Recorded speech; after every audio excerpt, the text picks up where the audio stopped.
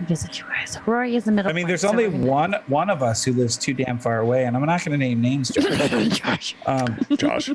It's really, you guys give him crap, and so do I. But this time, I'll actually stand up for you, Josh. This time, but this time, It takes as long for Josh to fly to me as it does the rest of you. It's a 3-hour flight. Well, Okay, except but for what about maybe drive? Terry. We're talking about drive here. If we're driving, how long? I is can it gonna almost take? guarantee. Oh, it's even further for Terry then. yeah, because we got to go around the lakes. Oh, Well, yeah, to right. drive we have to. Yeah, yeah. Well, not fully. We could take the. Yeah. There's a. What are they called? Ferry.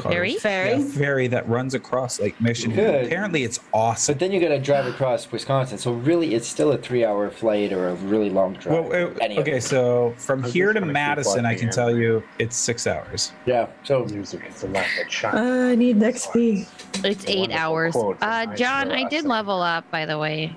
Music provides people. Are you What sure? level are you now, Vivi? Are you sure you leveled up?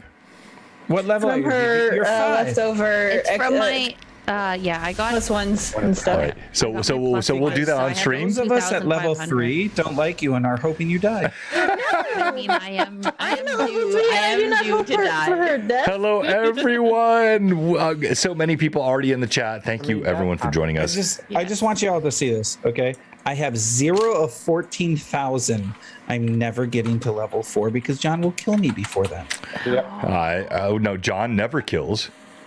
Oh. Enemies kill. Player mean, decisions kill. No, John never kills. I don't. That's a lie. Yeah. Thank you. We just no. need XP. Yeah. Just give us each 14,000 XP, John. Me and Josh are like, yeah, John, it'll be Please. helpful. Yeah, because the last time I had somebody gave me 2,500 XP, Yeah. and then I got stream Or MVP plus as well. ones. Yeah, so that helped a lot for my Beats, yes. level up. Beats. My level up. I I'm want to run in for some games. All right. Hey, Just Playing Cameron, all of you jumping in the chat. We're just getting started here, and I don't know what's going to happen tonight. We're all still recovering from Blue Box My Con. voice just came back. Like my voice was gone. Oh, from Did it go? Con? Yeah. From con, like it was, and I wasn't screaming. The only night I was screaming at all was karaoke I night. remember That was the that. only Oh. night. Oh, that's good. Shut up. We had a great time at Blue Box Con. It was so much fun. We are grateful to everyone that was here. Let's kick off some of our sponsor videos. I've not touched this slobs screen in many, many days, so hopefully this is going to work. We're going to go here, and yes, Ferox Fabrications. Darren sent us all kinds of cool new stuff.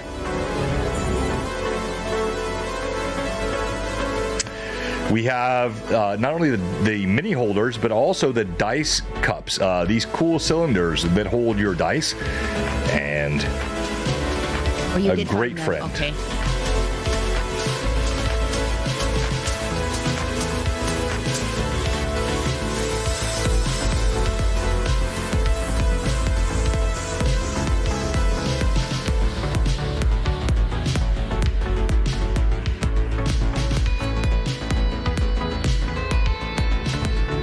thank you so much.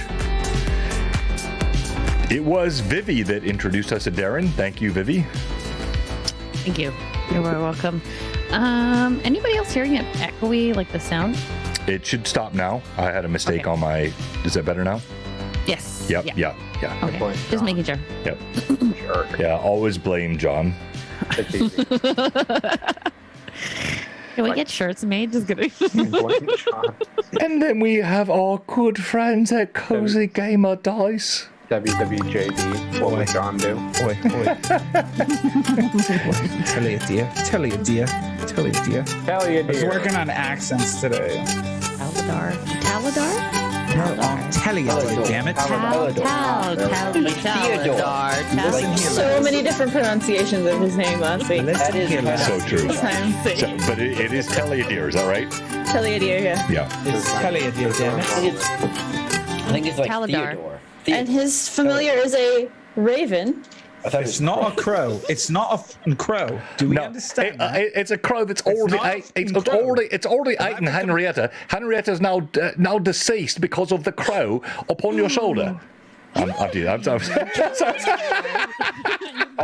Murderer.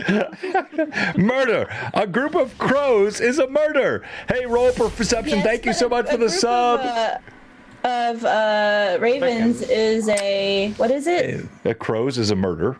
No, but a group of ravens is a different thing. Hold on. what is that? I looked this up last time. Oh, okay. Help me. Hold on. I gotta find it again. And the gaggle. All right. That's not Yes. a gaggle. Gaggle. No, that's That's a geese. geese. That's geese. Come on. You're a goose. All right. Kings of War, Magic Games, fantastic sponsor, lover of all things Blue Box. My mom is a fantastic sponsor. I'm just saying now. Hype train. Oh, thank you. Thank you, Robert. Robert. Oh, maybe. Oh yes. We got a Let's hype give it to train. Lysia, who's level 5 now. Yeah. Let's A go. group of ravens is an unkindness or a conspiracy. That's what Let's they're make called. sure the level 5 person can stay alive while the level 3s die infinitely. Well, you know, and I'm the only one This who is has a death I fantastic. think So, Kelly to be did have fair. a really bad. To be fair. To be All right. fair, I feel there is slap What really happiness that happened is She's abounds. gonna get bumped up to level 10 just to die and be knocked down to level 3. Oh, thank you. One right. So is anyone logging all these I do. cheers? Oh, Phantom, Wondred. Let's make sure we grab these. We're running a level 2 hype train. Thank Perception you. is me now, so that's my subscription. All right, and then last but not least, before we kick off live, we've not seen this in several weeks. The GHA map video.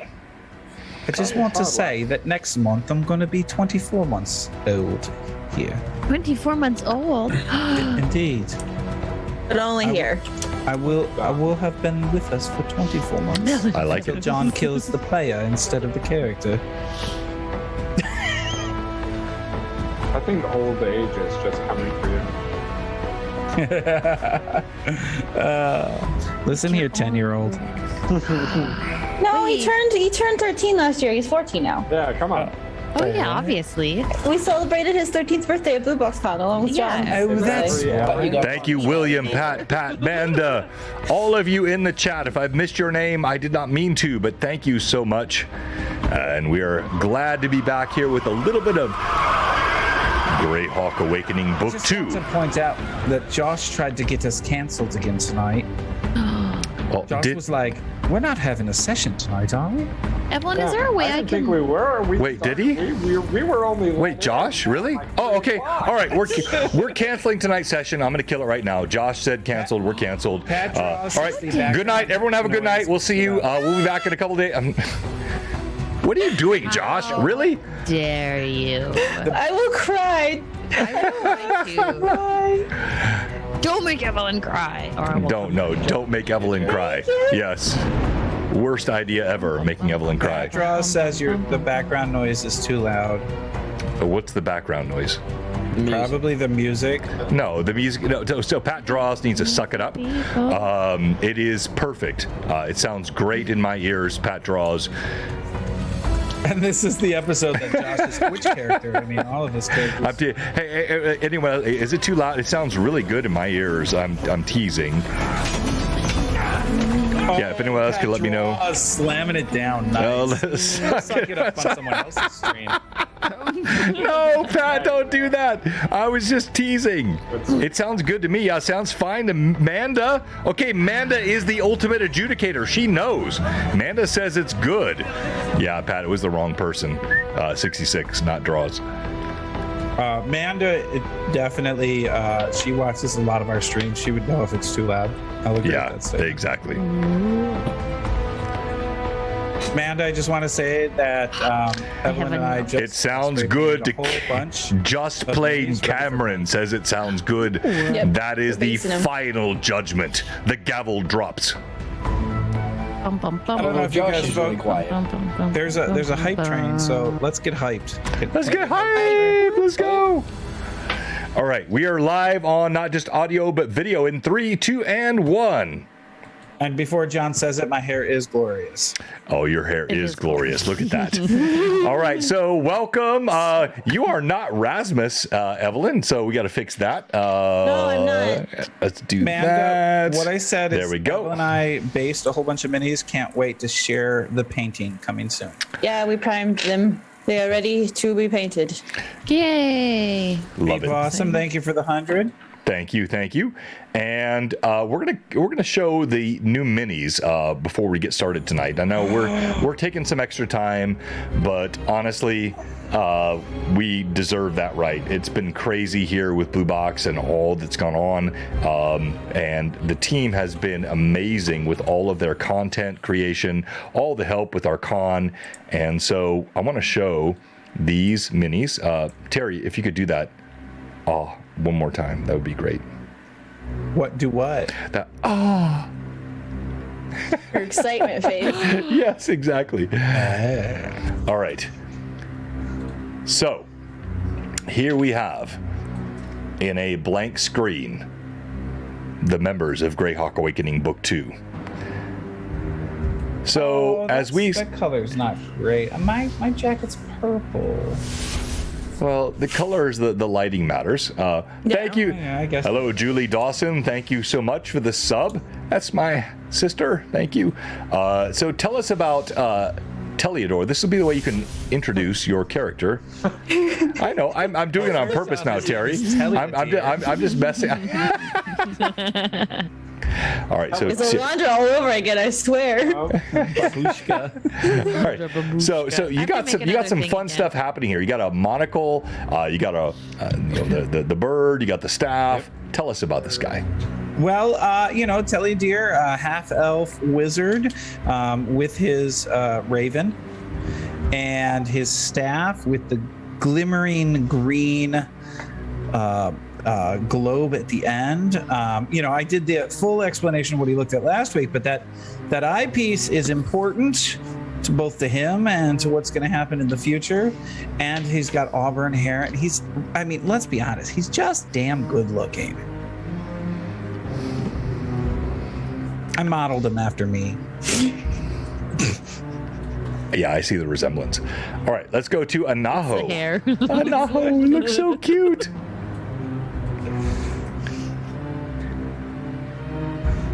Anaho is muted. muted, so I'll talk about the short guy. He fights wonderfully. So Anaho is a halfling. He is a slayer by background. He's 2'11". If John was to zoom in, you'd see that he has very blue eyes, relatively pale skin, and even some peeking tattoos out from around the collar. As well as he wears a darker blue cloak along with leather armor. And no shoes. Nicely done.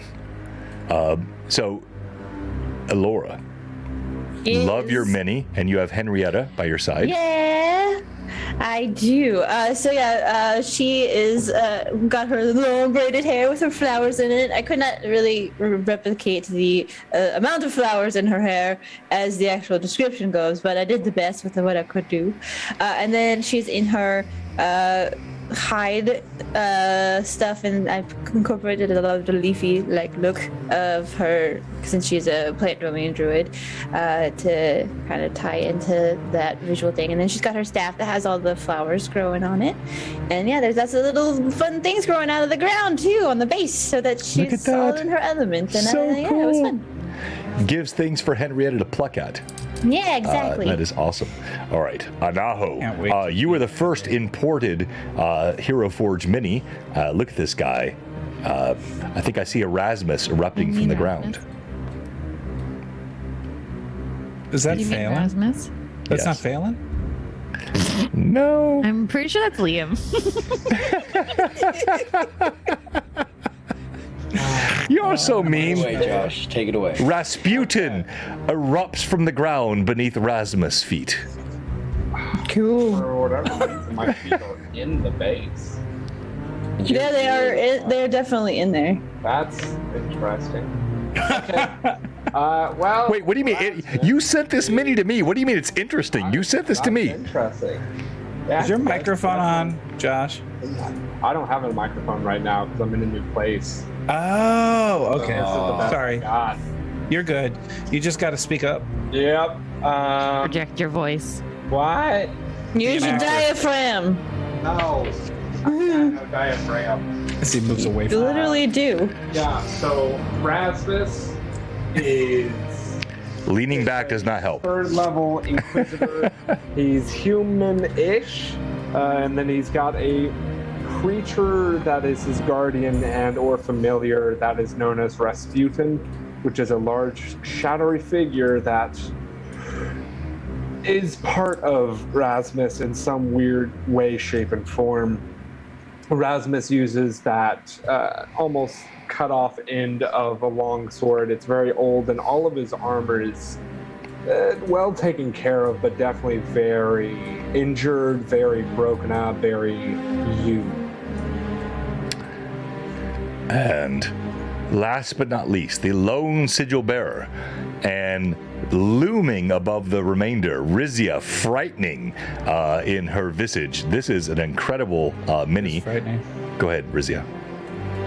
Well, that's Rizia. I need to talk to Hero Forge for a second because there is no melons anywhere. I in know. the food section. I know. I saw your message. I definitely wanted to put at least a melon on my base. However, there is none. So just like in game, Rizia is sans melons. So Here, Hero Forge, are you taking notes? dear Hero Forge, we can I must please have request melons. for melons. No, but I was able to recreate her armor a little bit with the furs and stuff like that. So, which is really, really nice because she is from a barbarian from the north, and then she also has her great axe, which is kind of neat. I really like that great axe too. It kind of very closely mimics the one that she does hold in her image. So yeah, and I did make her a little bit larger than everybody else in the group. Yes, you should Her be. feet are in the base as well. I don't know which why, I noticed, because like, Well, yeah. hold on. Rory's and my feet are floating above the base.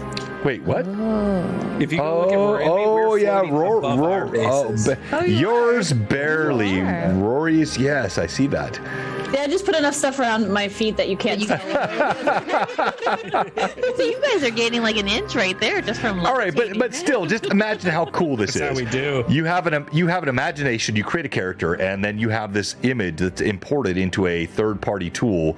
This is glorious. Yeah. And with all of that said, Evelyn, tell us what happened last time.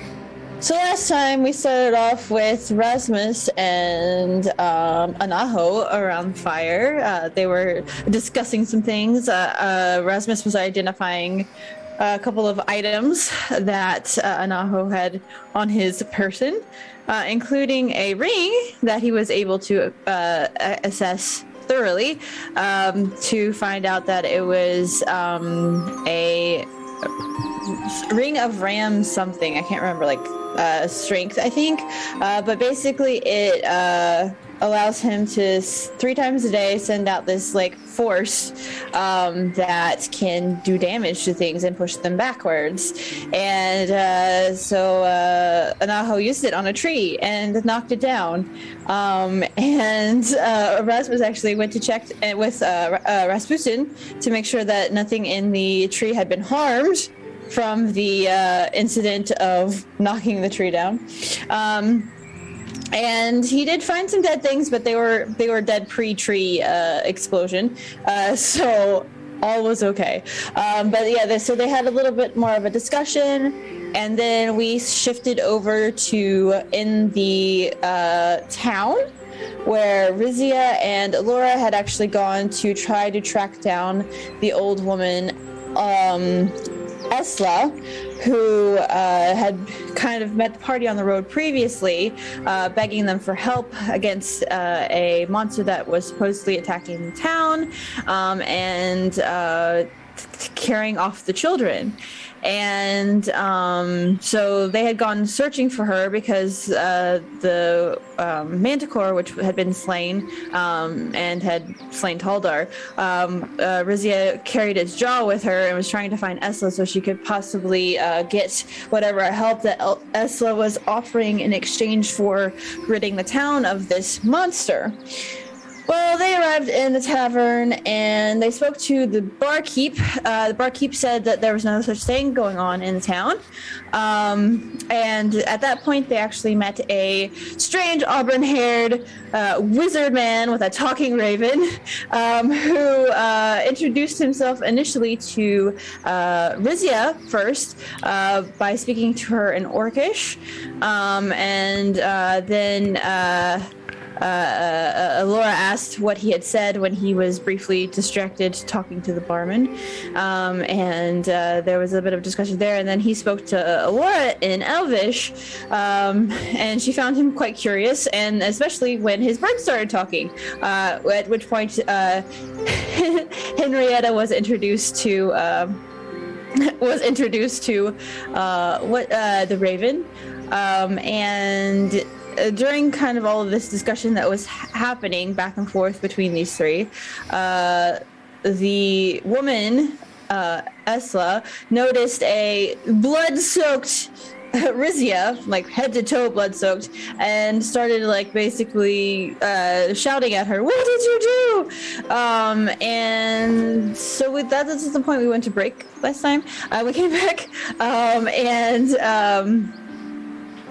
basically, we found out that the old woman had been tricked by the spider, based on the description of this, and the spider had poisoned her and told her that basically if she didn't waylay the party, that she would basically not she would perish. To the poison. Very familiar. It's happened before.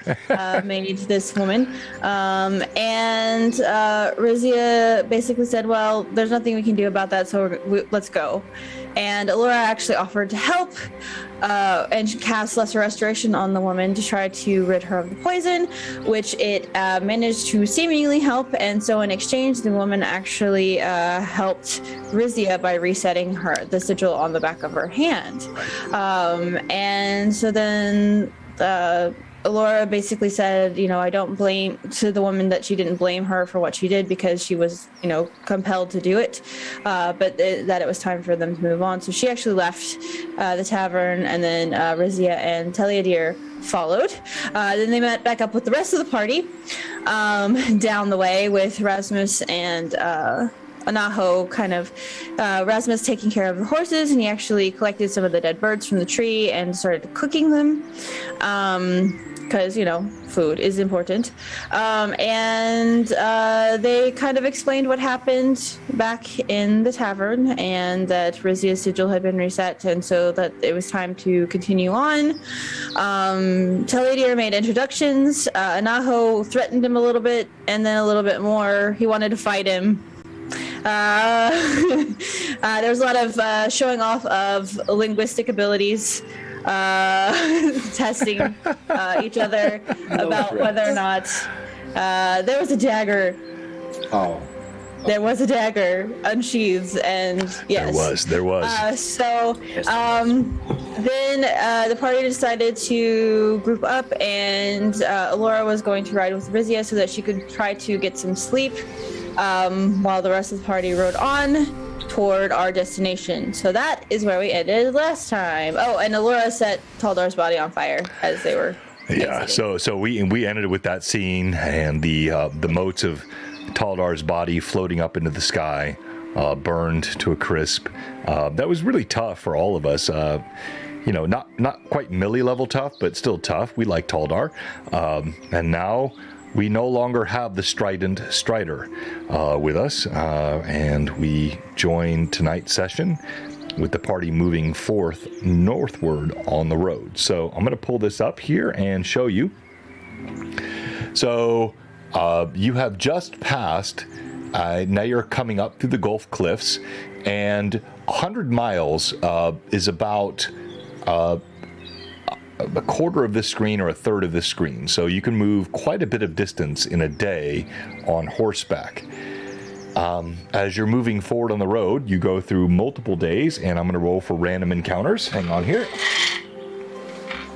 As you leave Taldar behind, and Teliadir, your new companion, rides with you.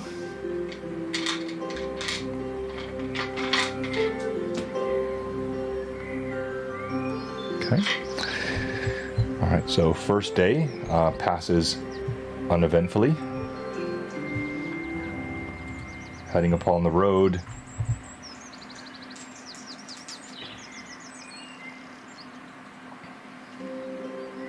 All right, so we're going to go to day 2, still uneventfully, but now you've had a chance to camp.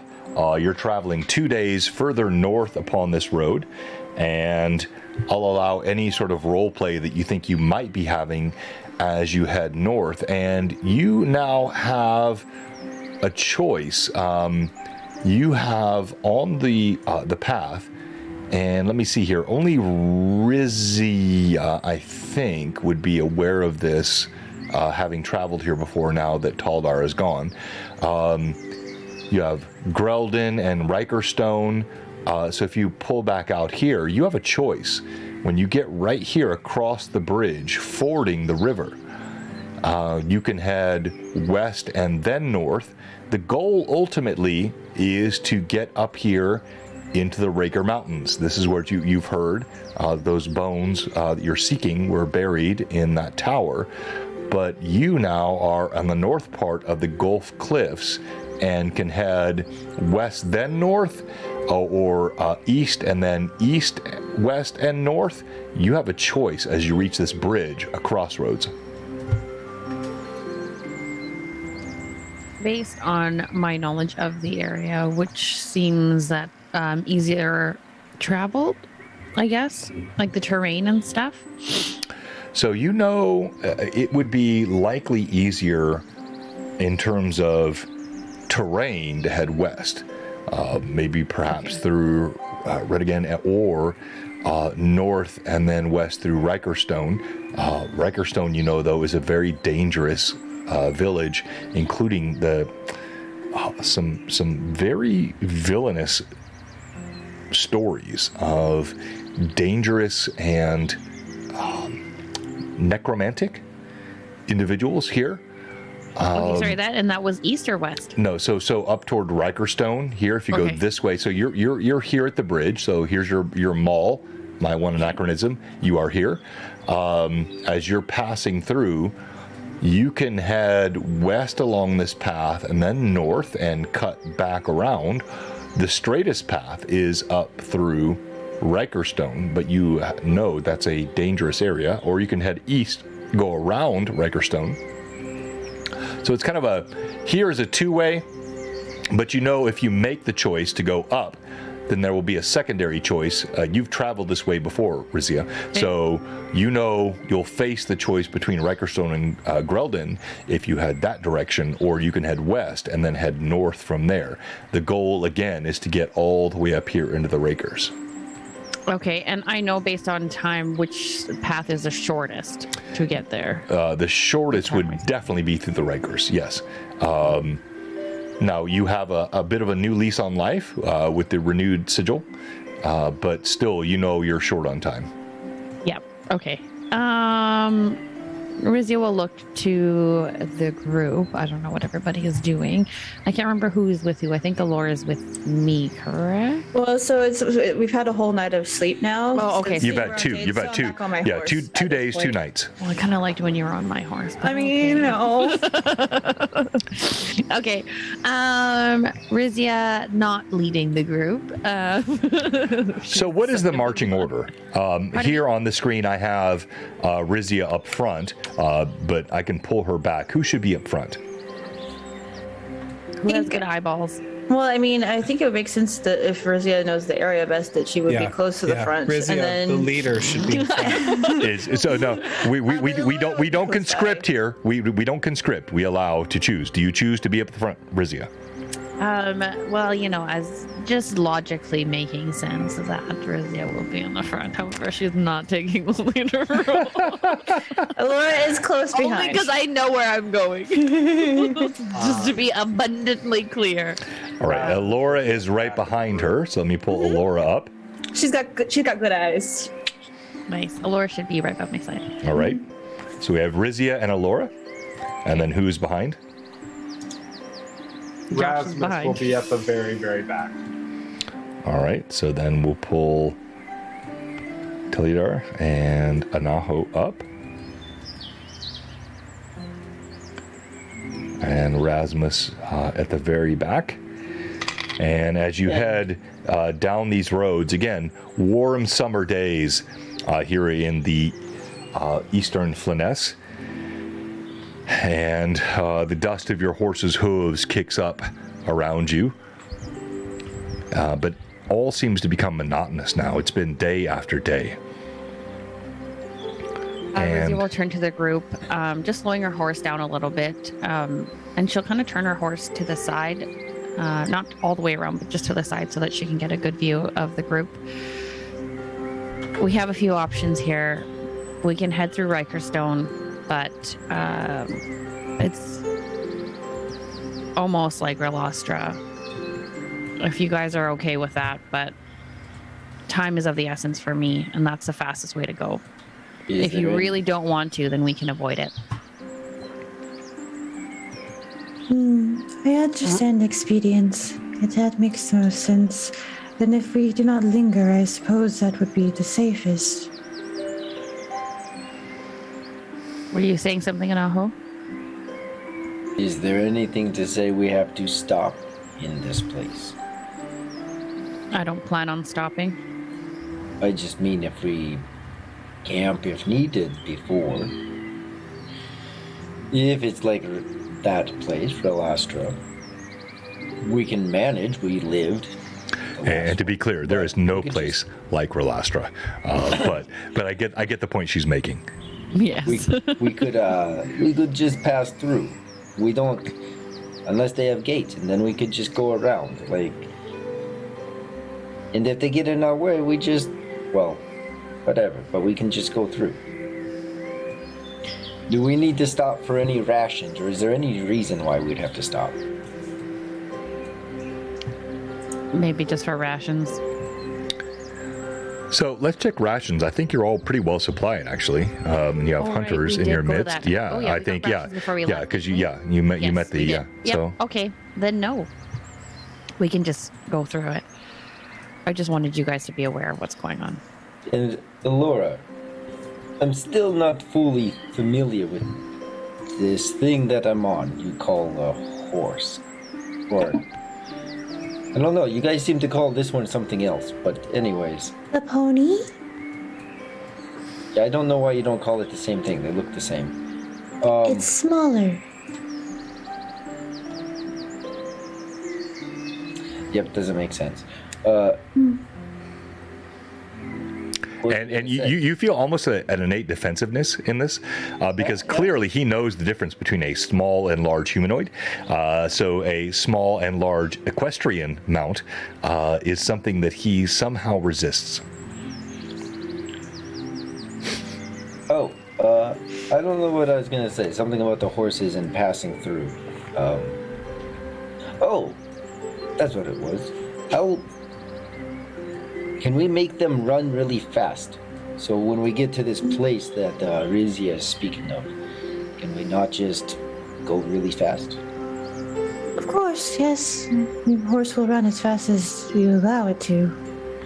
It's just the control is harder the faster they go. And for someone who is not versed in horse riding, it would be a little more tricky. Horse. Well, it's a pony. It is a small horse. Still a horse. There is a bit of a distinction. They are slightly different. It is not like a child horse. It is actually its own separate thing.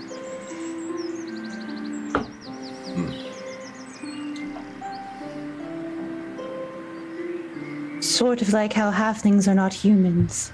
They are just smaller. Humanoids.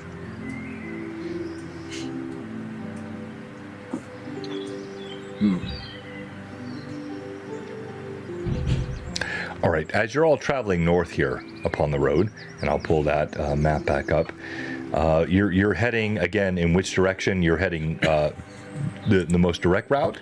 Yes. All right, and even if you bypass Rikerstone, just sort of heading up that way, correct? Yes. Okay.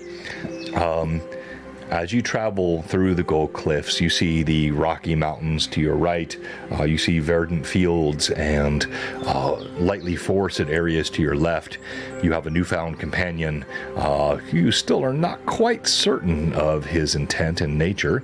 I would like each of you, as is my wont to do, to tell me something you see. And we're going to start with you, Rizia. Rizzy is looking at the road ahead, taking a page from Taldar, not Deliadir, from Taldar, and just walks, but on her horse, so rides. Although she does look behind her, over her shoulder, just kind of at the bickering between Alora and Anaho, and Anaho's unwillingness to understand what Alora is trying to tell him. All right. Anaho. So throughout this, it would be, kind of at times in that silence, that conversation with Alora has definitely piqued his attention, and just looking, some of the time looking to see what's behind rocks, what's in the trees. Some of that scouting is definitely prevalent from time to time, and then noticing this group is much different than what he has ever experienced. The situations we've been in, not so different. Relastra, that's like home. The changing of people, that's day to day. But the people, even if they're half-orcs, are people, or halflings are. Anyways, just the change, it's a different. And then that conversation with Alora, it's just. His focus is kind of off. Even as you make all the observations you mentioned, it is tough for you not to notice.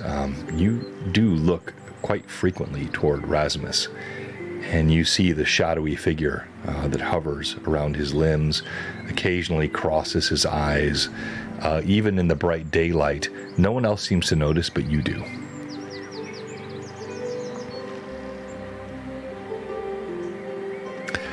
Let's go to you, Alora. Laura would be kind of just looking out across the landscape, taking everything in, just appreciating the world around her, and is occasionally distracted by talking to Anaho and being very confused in general why he doesn't get something that seems so obvious and simple to her. And she will occasionally give Henrietta a little scratch on her neck and under her wings. Occasionally slipping a bit of seed and food to her as they ride. Just enjoying the companionship of both her chicken and the other party members with her. And you notice Henrietta does occasionally give a very nervous look to the dark bird upon Telidar's shoulder. Now let's go to you, Rasmus.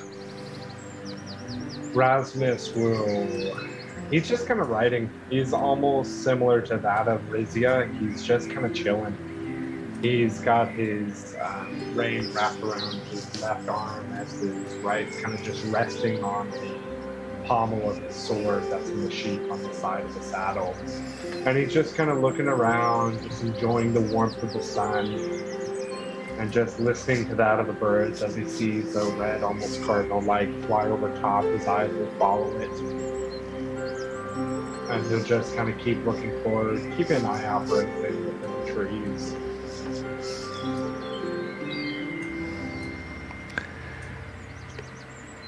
Teliadar? Dear.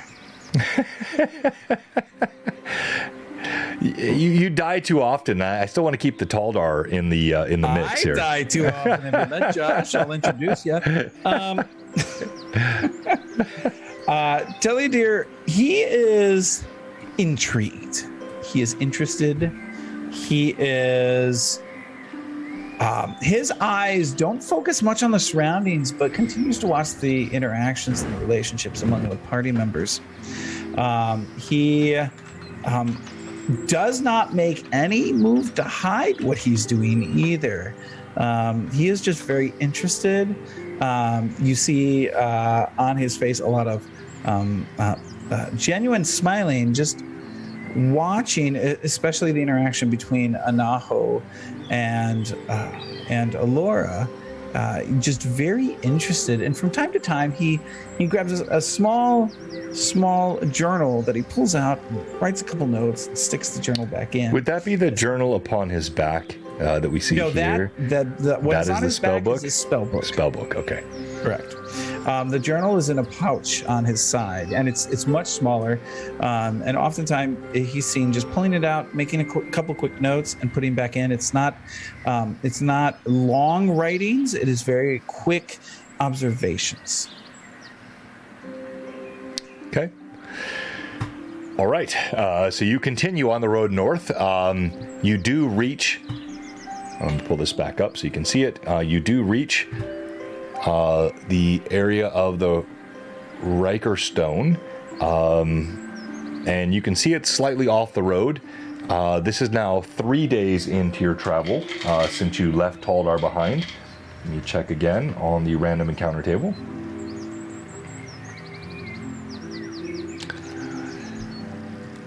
You encounter nothing further.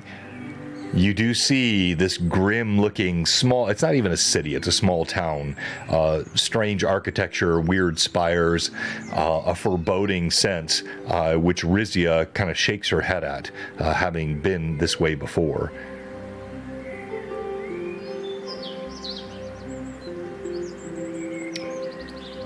And Teliadir will look over to Rizia and, my dear, have you been here before? Yes, but it's been a while. Does not look like a vacation spot, I'll be honest with you. Much like my thoughts about Relastra, I would not vacation there. 0 out of 5 stars. Oh, I've only heard the rumors of Relastra. I actually never made it down before joining up with you all, so... You're not missing out. Should we stop in here? If you need anything, do you need something? Oh, no. I've got all I need in my book back here.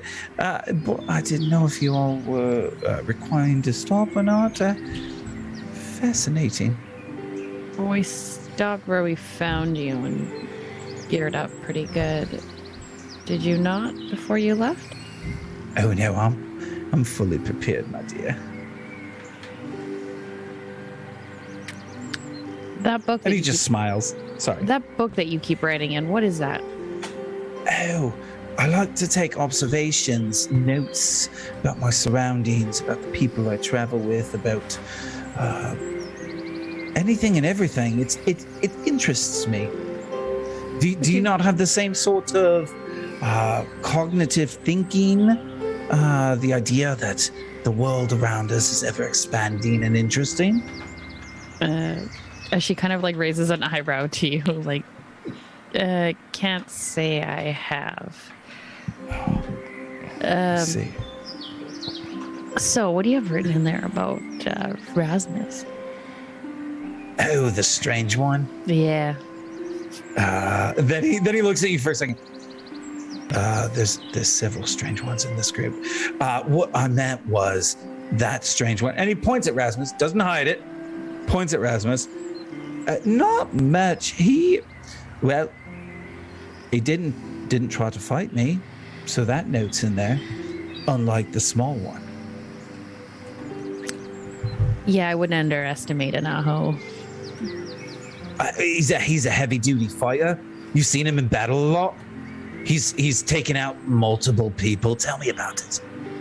I'll let that storytelling to him. He can recall more details than I can of his own I look forward battles. to it. Everybody fights in their own way. That's true, actually. It is indeed. And you see him kind of, when he says that, he pauses for a moment, and you can see his mind kind of goes somewhere else. But anyways, do we need to stop here? Not unless you do. I don't really fancy stopping. And she brings up her glyph again. I may have more time, but you never know what will happen. Indeed, you're right about that. All right, then. Off we go, I suppose. And Rizia will ride. All right, rest of the party, anything else as you move on forward north? All right, so you skirt past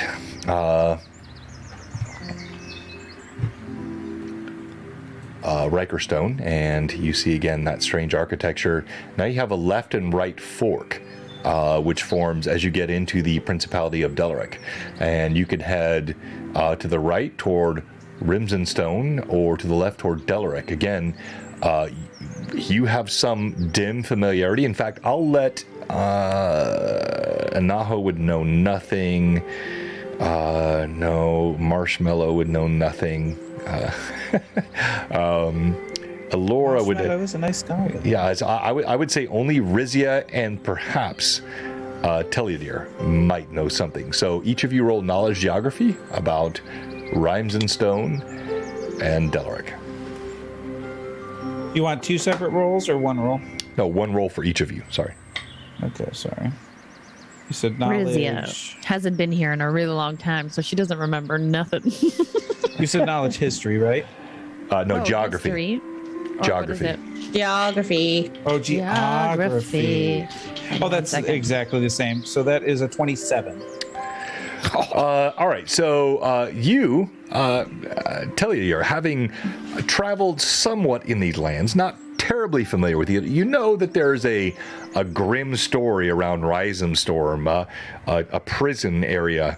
Delaric also, though, a busier city and perhaps more populated, ergo perhaps more dangerous. So you're uncertain as to whether or not it makes more sense to go to the right around the more dangerous but perhaps less populated area, or straight into Delaric, a more busy and populous city with more danger. And can you point where we are on the map here? Yeah, so you're right here. You just passed Rikerstone, so you're here at this fork. If you can see this, yeah. So you know this well enough to know, heading north, you have a choice here toward this or this city. Each of these are a good full day to 2 days travel ahead. So Teliadir will look at Rizia, the leader, and ask, all right, which direction are you thinking about going? What was that city's name again? Sorry, right through Rikerstone. North. Yeah, we went through Rikerstone, and there's you passed Rikerstone now. So there is, you've got here the Rimsenstone, and you've got Delaric. Yeah. Okay. And which one did we say was closer to like a direct path, Delaric? Well, if you look, I'll show it here again. They're almost equidistant. Come on here. So you're going much further north here. So your goal is to get here, and you have a split from this location either direction, assuming you're following the roads. Now, if you want to set off to the middle and just go through the open terrain, you can. I'm just telling you the roads here. You can head either direction, and this will take you into the North Province either way. Okay, essentially well- it does this, boom, and then boom. Right. Now, if you are going to take this western road here, it might make more sense to go through Delaric, and you can head this way. If you're going to go the northern road and then cut across, I mean, these are all options. This is a vast domain of choice. Okay. We'll head towards Delaric then. I like your decisive nature. It's nice. All right. You canter the horses to the left and follow the winding road as you leave the Gulf Cliff hills and head up more. And as we're riding along, Tellydeer has actually pulled up a bit alongside Rizia. So, have you been in Delaric? DM, have I been in Delaric? I'll let you choose. It would make sense. Okay, no, it doesn't make any sense. No, it makes no sense. It's a large city. Could be a bit of trouble if we go inside. Are you looking for trouble? I'm looking to learn as much as I can. And she'll Trouble like kind of cast a glance over at Alora, like, I don't know. Troubles can be a teacher. It can educate you. And he looks at her for a second again. This giant half-orc. I suppose you've been in trouble from time to time, eh? You don't say. It's the only reason why I'm on this journey to save my life against my will. What do you plan on doing after you save your life? I don't know. We'll discuss that when and if I make it out. I've got no doubt with your strength you can make it out of this. I've known many that were stronger than I and haven't. How come you're the only one with the symbol on your arm? Eating lots of melons. Because everyone else is dead. He looks around the group. Wait, Anaho like waves his hand like. They look pretty alive to me. Not these ones. We weren't the originals, so to speak. The only one that is the original would be Anaho. But he's clever, and he was clever enough not to get marked. Oh, I see. Interesting. That's why I said don't underestimate him. Everyone roll d20 for me, please. Give me the raw roll. D20, you said? D20? That was terrible. That's a 9. A 10, a 9. Josh got 17. a 10. He's better than me. What was 17? 19. 19. Alora, it would make sense, actually, Alora. So, My side. Alora, as you're traveling along the road, you notice a wolf loping alongside you. And its behavior to you seems unnatural, trained perhaps, or in some way constrained. And as this wolf lopes along, it moves between the dappled light of the trees here on this warm summer day, and then recedes back into the forest. You make no note of it, no excessive note, but then a few moments later, you see it comes back and lopes back through the trees, tilts ahead, and you hear in the distance a howl. Not exactly wolf-like. Before the wolf, just the one that is sloping out, disappears again, she's going to cast Detect Magic, if at all possible, to see if she can figure out if it's being compelled magically somehow.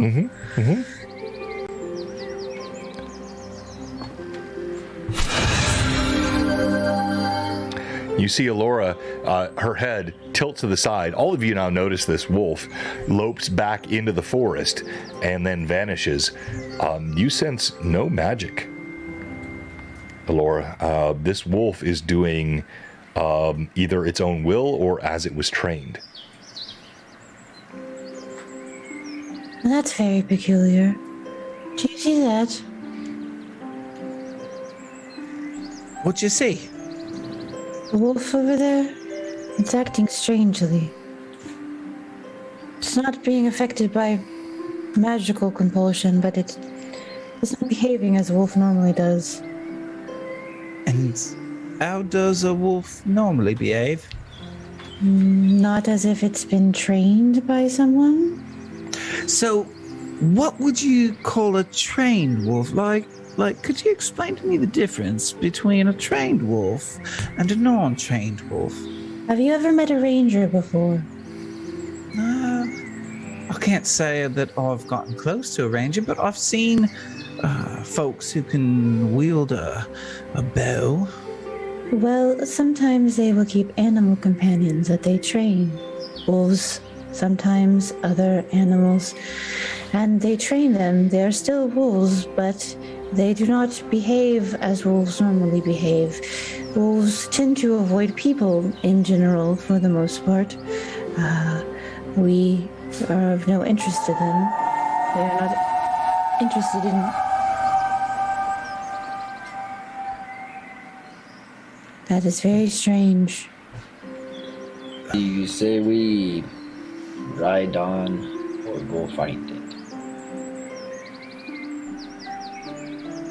Something seems amiss here. That'd be fun.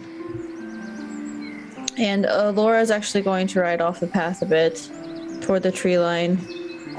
Okay. Telliadir will follow her. All right. So let me pull this up. So Elora, moving off the path. I'll leave your horses there just for sake of ease. Yeah. And Telliadir also following behind Elora. And as you move toward the trees, the wolf, you can see the footprints, but he has moved off into the forest. And you hear that howling still in the distance. Part of it sounds like a wolf, but whatever it's communicating with is not wolf. It is something different. Okay, so then Alora is going to find a tree that looks particularly Addy? maybe older and is of a good disposition. And she's just going to kind of ride close to it and lay a hand on it and say, and you know, communicate as she does. Can you explain to me what is happening here? There is something strange about this wolf. Are you saying that out loud or in your mind? She's looking at the tree directly and speaking to it, not loudly, but So would I have heard it? I mean, it depends on how close you are to her. Did you follow her? Oh, he's when she rode following up? right behind because he is Okay. intrigued. Then you as hell. probably would have heard it. If Rizia sees you following her, she will hop off and like almost like bodyguard, like Alora. And so when you say that, Telliadir will immediately rip out his notebook and start writing down. All right, so talking to the tree. What can I learn? All right, who else was there? It was Telliadir and Rizia. All right. Telliadir. All right, and so Anaho and Rasmus remained on the path? Yes. Okay. Rizia will almost like put her arm out in front of Telliadir. Sorry, I almost said Taldar. It's the hair. Rizia will like almost like have her arm out in front of Telliadir as he's writing in the notebook. She's kind of almost like keeping him back enough so that Alora has the space to do what she needs to do. Okay. All right. You step up. It is a heavy set hickory tree. Nuts are dropping off of it all around. I'm sorry, I shouldn't have said that with Rizia on this stream, but yeah, they're dropping all around. I know. I got to be so careful with you. But as you reach up, you put your hand. The bark is cool and rough to the touch. And go ahead and roll d20 and add your Diplomacy. So do you have a spell you're doing with this, or nature, Just or my nature, whatever. It's called. I do can't that. remember. I can find the sheet here somewhere. I'm still in a mess here from BlueBoxCon. It's my, what is it? It's the nature bond. Yes. So yes, so I rolled a 16, so that's an 18. Hello, daughter.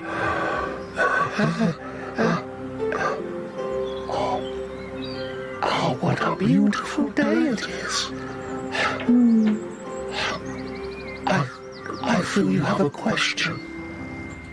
Yes, the wolves seem to be, or at least that one, seems to be behaving strangely, and there's calls coming from inside the depths of this forest that don't sound wolf-like, but whatever they are communicating with the wolf. I am trying to figure out the nature of this and what is going on. Oh, you have a question then? Well, what can you offer to me? A bit of water, perhaps, some sugar in my soil. I can answer questions, perhaps, but I would like to have something in return. I'm so lonely out here. Well, I can give you some water. I have the ability to create it, and I could nourish your roots. So. Could you put a bit of sugar in the water? Something more nourishing than something that falls from the rain. We like the rain, but we need more than that. Let me see. And she'll kind of look through her components pouch to see if she can find something that would work for this. Yeah, you could look at. I mean, you know well enough about trees and foliage.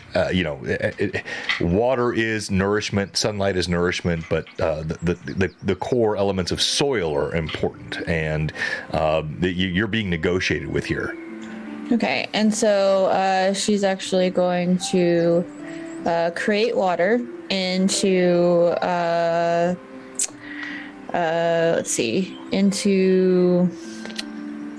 she probably has something on her that she could create it into, just a vessel of some sort. She creates water and then adds and mixes everything together, and then pours it at the roots of the tree. And when you say mixes, like what is she mixing in?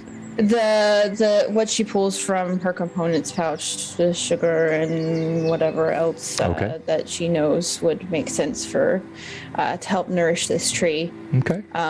So she mixes it all together and then pours it to the roots of the tree.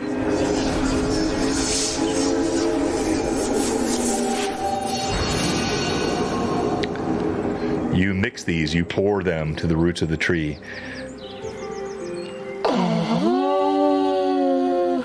Lovely. Oh, thank you so much. I'm afraid, I'm thankful for what you've done. I don't have a lot to offer you, except to say that the dogmen are hunting. Larger than you, larger than your companions. They're the ones tall, almost as tall as my lowest branches. Face like dogs, they speak to wolves, and they hunt. I'm so tired. Very curious. Perhaps I should rest now. That seems wise. Please enjoy the sunshine. It is a lovely day. And your name? I may share it with my friends. What is your name? You may call me Laura. No. Your name has been whispered to me already. It's been carried on the wind. You've spoken to my friends. I'm so tired. Have a good day, Laura. Rest well and be careful for them. They're just hunting like all things in nature. Of course. Thank you. And may your roots grow deep and strong. And so Laura will just kind of turn back to the others and explain what she's learned from speaking to the tree. So there seems to be some dogmen that are hunting here that use wolves as their trained companions. We should probably pay them no mind. But we can continue on. And as Alora finishes up, and with Rizia's arm in front of him, Teliadir will watch Alora start to move away, and he'll duck under Rizia's arm and go over to the tree and put his hand on the tree. As you duck under my arm, I'm gonna grab like the back of your the neck. The nape of his neck. And also He's the other gonna thing. twist in a way that you are unable to. All right, so roll. All right, so roll to hit, Rizia. So this is Josh like here. It's the portal all over again. Roll to hit. You're trying to grab the nape. He's got a ponytail. Anything you put on this mini is real. Roll to hit, please. How about an 18? What am I adding? It doesn't matter. 18, his armor class, your strength.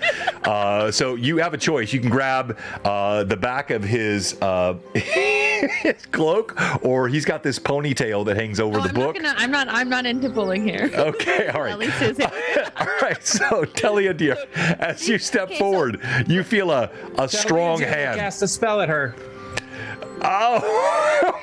Okay, hang on though for a minute. Wait.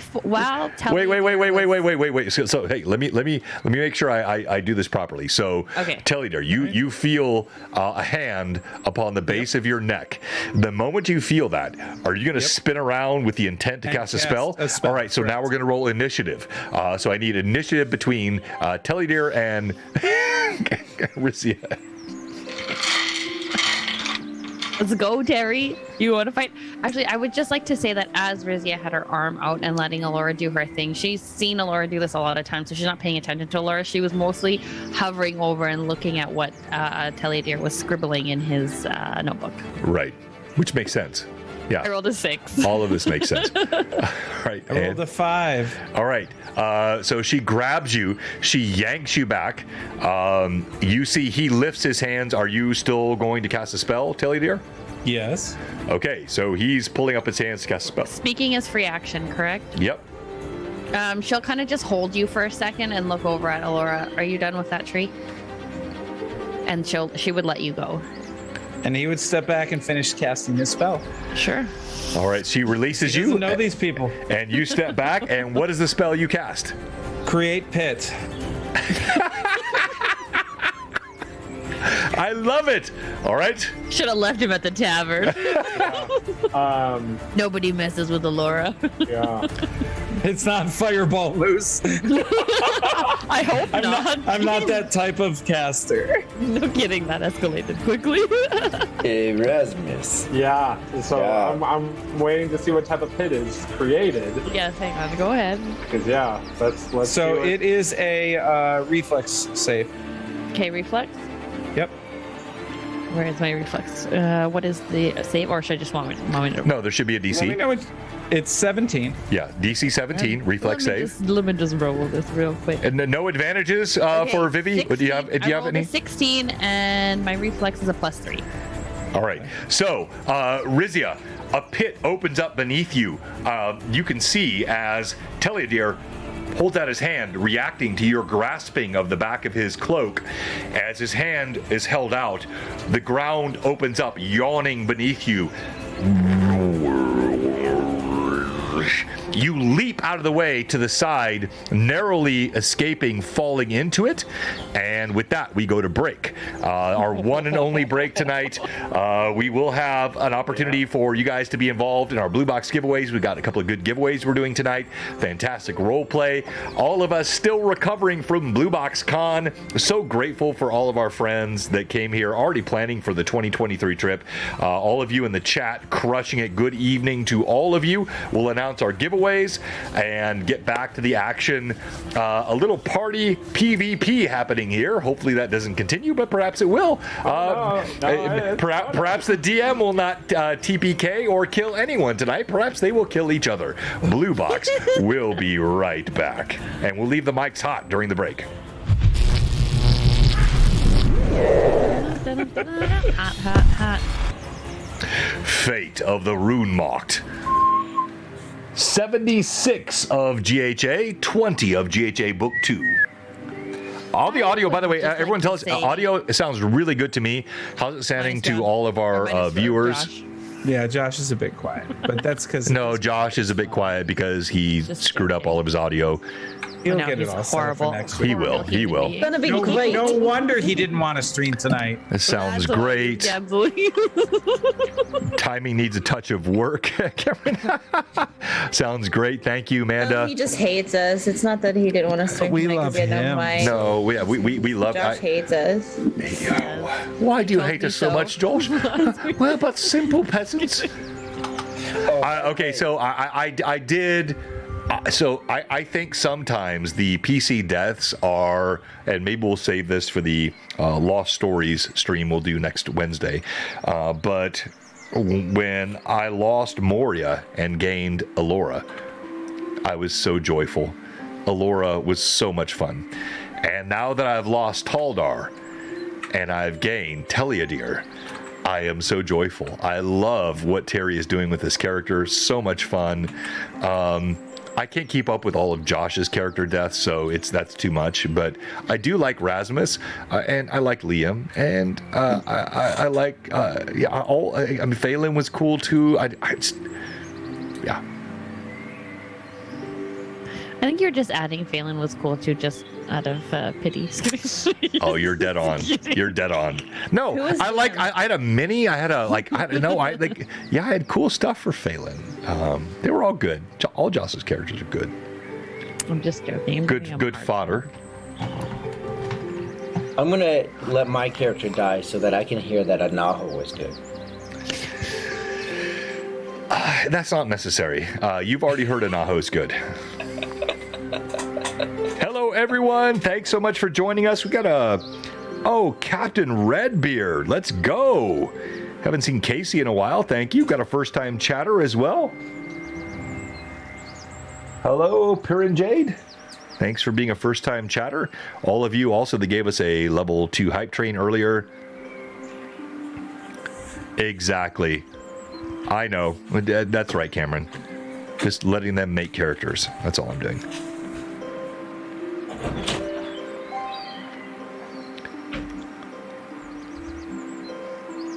Yes, blue was the old expert edition. That's exactly right. You got it right. And that's where that came from. So because I played D&D back in the late 70s and early 80s, I couldn't afford the full, so I never had the old DM's guide. Kind of funny. I had the player's handbook and the monster manual, and I had the blue box and the red box expert and basic edition. And the blue box expert edition was the one that stuck in my mind, and that's why I called this blue box. Yep.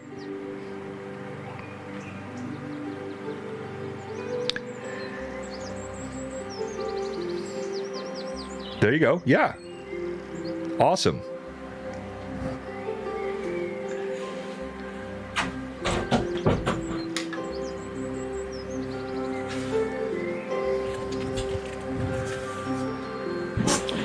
Very, very. Thank you, One Red 70. We'll be Why are you saying back mine? in just a Sorry. moment. Isn't that how the song goes? What song? There's a Say song. my name, say my name. When no one is around you. Okay, I realize that this is way better. Hero Forge is way better on the computer than it is on my phone. Yes. So now I'm making adjustments. Also, Pat Most things are better on the Draws. computer. Pat Draws has informed me that I can make melons out of the orbs and There you go. do it properly. So I'm adding those now. That makes sense. But I don't understand because he said, hang on 1 second, walk through it. Blah, blah, blah, blah. I have to go to the color orb first, which is fine, and then add a multicolored splash decal. How do I do that? Do you guys say decal or decal? Decal. Decal? Chat? Yeah. Are you guys a It's decal under the or extras. a decal? That's how I Under the- put Where do I go tattoos to on Anaho. extras? Extra, extra. Read all about it. Okay, so I'm here. Can I show you where I am? Let me just take a picture of it, and then I'll show you there. It always takes me a second. I don't use it that often. I know, I'm just... 1 second. It is. Okay, also see, on the Amanda says compu- it the same, but also, Amanda, you're also part Canadian. It's under color. Decal. Vivian. See, everyone's saying decal. It's- Okay, yes, it's weaponized decal. as decal. Pat Draws decal. Admiral. Decal. Yes? It's under color. Okay, I have color. I'm under And then one of the options, you'll have body. theme. Oh, decals. Yeah, not decals. You got to decals. Decals. And then, Okay, I'm under decals. Yes, and then there's those different splash options Okay. for lines or whatever. Can I do that on this? No, I can't. That's a leg. So how do I do it on like things? I don't know. I would have just gone to the different color options, but I do have one that Oh, kind no, of no, is like no. a ombre. okay. So there's categories: legs, body parts, hair. So you can have like multicolored hair, and then at the very bottom, splash, and then there's single color splash or multicolored splashes. Do you see that? So like you can put like blood on your sword. Wait, how do I undo that? Okay, it's not giving me the option. It's only doing it on my armor. Oh yeah, same here. Yeah, see, like I don't know how to click the melons itself. Yeah, no. I You don't can know. share your screen in Discord. Oh, Go for okay. it. How do I do So- that? So if you go, we'd have to start a. Oh shoot! Can you Oh, do a video it? chat. You But I can don't know. you can share screen in our Zoom too. Oh yeah, you can share your screen in Zoom. Oh, I don't okay. see the share screen. I don't know how the hell Oh, to do that. it's the green one. Yeah, share Oh, screen. he's got yeah. it disabled though. He's got it disabled. right Way now. to go, John. So I'm gonna- listen, go into our group in Greyhawk Awakening. We can start a new call and then. Yeah, oh yeah, you'd have to start a new call. No, it's okay. Don't worry about it. It's too complicated. We'll figure it out. We'll get it. We can look at it later. If only there was a picture. I know I could see that picture that you referenced, but I don't know how you're doing it though, Pat. It's magic. It's magic. Okay. Oh, it's magic. John, how do you know. say? John, do you say decal or decal? Decal. Yeah, Josh, see, stop Snapchat. Decal. Gee. Yeah, it's a decal. Yeah. it's decal. decal. Yeah. What did I just Decal walk on your into? car. Who says decal? No. Me. Maybe. And a lot of people in here. They said, "Look, there's a lot of people." No, it's They're all Canadian. Matt says decal. she says No. it the same way. That- Pat that's 66 also says decal. It's a well, you're decal. no, that's all wrong. It's a It's decal. decal. It's Yeah. a decal. Suddenly, me and John actually agree on something. That's horrible. Yeah, definitely. There's a rift in the universe. Terry and I The agree. ground just got colder. Hell froze over. If you go to the Oxford Just language, is what it just happened. if you go to the Oxford language dictionary, they even have it where they say it for you. And Yeah, it's decal. it's decal. It's John is decal. always right. Thank you. Oh, I don't even have Red Hulk. Thank you, When he's Jerry. wrong. Well, see, Robert even agrees with them. Well, no, Robert. Yeah, yeah. John, Robert, and Terry all agree. It is clearly an alignment of the stars. Decal. Decal. Yeah. Decal. Decal. Sorry, guys. Decal. Everybody here says Decal. Stop I've saying never decal. heard decal in my life. Decal. What insanity is this? Can't you just say poutine for me? Say poutine. Putin. Oh, I want some. So good. They don't have it down here. Cheese curds. Well, we have cheese curds. Cheese- That's you a can make it at Wisconsin thing. home. Yeah. eat it at home. The universe is apparently set to end tonight. That's right, Robert. Yeah. You, me, and Terry all agree. As Evelyn said, the ground is cold beneath her. It's all freezing over. See, thank you, Amanda, for supporting my decal. Decal, though. No, don't support wrongness. That's no. That's Yes, it is. It's correct. Agreed to disagree. Deckle the halls with boughs of holy la la la la la. la la la. Sounds of these names. Yeah, Blue Box karaoke happening here tonight. Right. Deckle the I just hills got my voice back. with I don't think I can booze do of it. holy. All right, we gotta like that's a good question. Like, They're delicious. it's clearly decal though. No, it's Cheese decal. curds for the win. Indeed. They're Evelyn, so can you good. please put a post up if it's decal or decal? Yes, run the I can post. do polls. Yeah, Yeah, why not? do the poll, Wait a please. second, I'll do It a is poll. clearly Hang on, I'm gonna make, like, 5 more decal, accounts not so that I- decal. What does decal even mean? It's decal. I need 5 more accounts so I You can- Canadians. I can vote for Look decal. at Robert. As much as I would love to agree with Vivi, I've got to draw the line I know. somewhere. Yeah, exactly. I thought we were friends. No, when he's disagreeing, that means he's being honest. Okay, we have all these up here, All Amanda. right, we're going back to live video here. 3, 2, 1. What were you saying, Evelyn, about Rogers? Something, and I was like, Kroger. yes. It's I was Kroger. like, yes. And then Thomas called Wait, me out. is He's this a like, debate? What the hell she's talking about? Come on, people, vote. Is there a debate on Kroger? Beat down the Canadians right now. See, I don't have an Aldi or with Dixie. We had Publix. We have all these and- up here. We have all these. Well, up I here. meant It's down in Vote. Nashville. Tennessee. All right, I so know that Kroger and Publix definitely carry cheese curds. I was trying to help Amanda find cheese curds at the local grocery store. Keep going, Decal. Keep going, Decal. A vote for Decal is a vote for the correct. as Robert voted against you, but still gave you a +1. did. Yeah, he doesn't want to do that. He's The ever mysterious Tim, you have a degree in killing people. Or no, he characters, doesn't. That's a legend. No. He does not. See, he wrote up all the He- crit tables with his English degree. He does not know how to kill However, people. This is French Canadian English, so it's Canadian it's English. Decal. Oh man, I grew up in a He military stands town. alone. Man, come on, guys. Where are the Decal? Look, people? it's not even close. It's 17, 18. No, but I saw at least a few It's literally people you in and here Manda. saying- You are clearly. Hey, Renreb, thank you so much. All the mad chatters, thanks for jumping in. I don't know what we're doing. We're still playing D&D tonight, but Again. this doesn't look much like D&D. If you really want, you can get your own Blue Box RPG with the Decal. Thank you for the +1. Yes, let's go. Thank you, Jerry.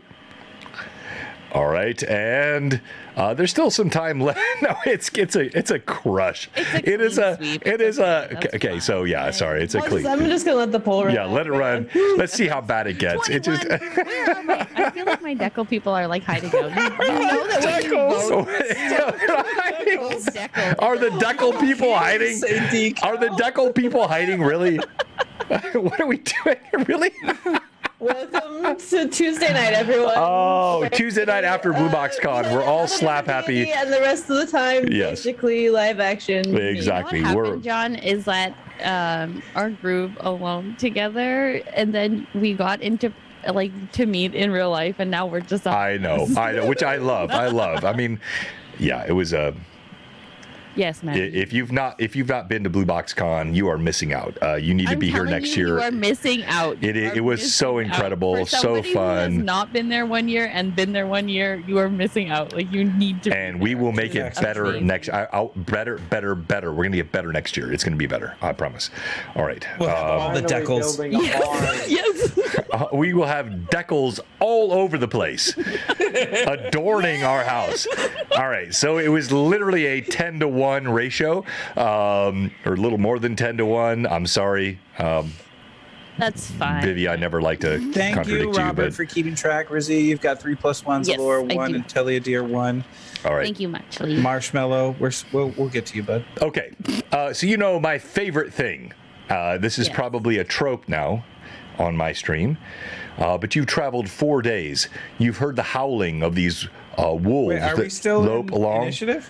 No. I no. She moved. She jumped away. You want to keep going at I her? believe Josh. wanted to Okay. do something, and I know All I right. was Then not yes. done. Then yes. We are still in initiative. yeah, Let me my stop. God. Sorry. I was trying to accelerate this, but I will stop.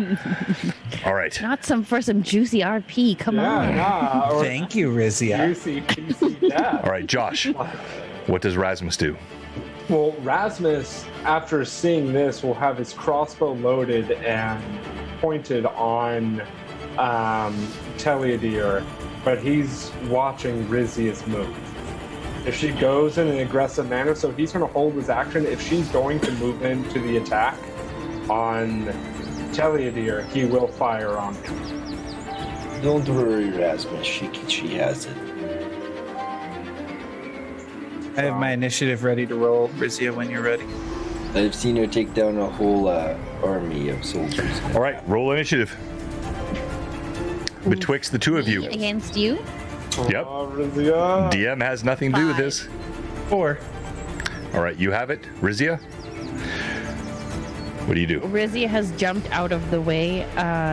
She hasn't seen what's going on behind her yet because Rasmus is behind Right. her, but she will kind of steady herself on her feet and look to Alora to make sure she's okay, and she has not been harmed in any way. Yeah, I believe Alora is still right by the trunk of the tree, but Alora... She's still close, and Alora, seeing the ground fall open in a massive hole, is going to turn around and face these two.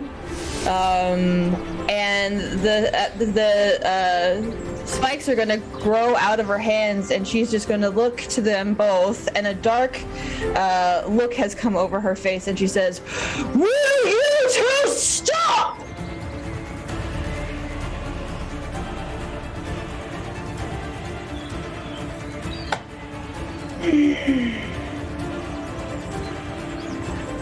Rizia will just stop and she's taken aback, I guess, just because Alora usually doesn't yell. She's so calm and quiet. She just kind of stops, brings her weapon down, and she'll just look at Alora and then look at Taliedir. Taliedir now. Oh, go ahead. Is this nonsense? Maybe you should ask him. Explain. And before Taliedir explains anything, he's going to cast Summon Minor Monster 2, because he's now seen a second aggressive yell by a member of a party he does not know well. Okay, let's go. What a Taliedir. I love it when my players do things I completely don't expect. It makes it fun as a DM. If you're a DM that doesn't like your players surprising the living crap out of you, please enjoy what they do. And roll on. I'll let you roll on your own table, Terry, for Summon Monster 2. Well, don't I get to choose? It's not a roll. It It should be a roll. It should be a roll. So go to 3.5. We're running Pathfinder 1E here, or 3.5. This spell functions except you can summon 1d3 tiny or smaller animals, right? Or yes, summon an animal in the second level, right?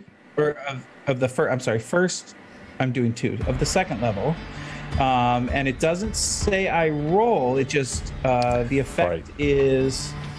Let me pull up the table here. Make sure I'm not. I don't want to mess you up here, but I'm pretty sure. I'm sorry. I said summon minor monster. I meant to say summon monster 2. Right. So yeah. I apologize for that. But you just can choose from the table. That's it says fair. it choose. It's not a roll. Oh, okay. You can. All right. Cool. Good. So good. Yeah. Choose. So he's going to summon a wolf. All right. To be by his side. And the wolf is now there, and then he will answer Alora. And you will see that the character who has been kind of curious, inquisitive, and interested in what is going around, his visage, his facial features have turned quiet, dark, and focused on Rizia. And he looks at Rizia. He never takes his eyes off Rizia.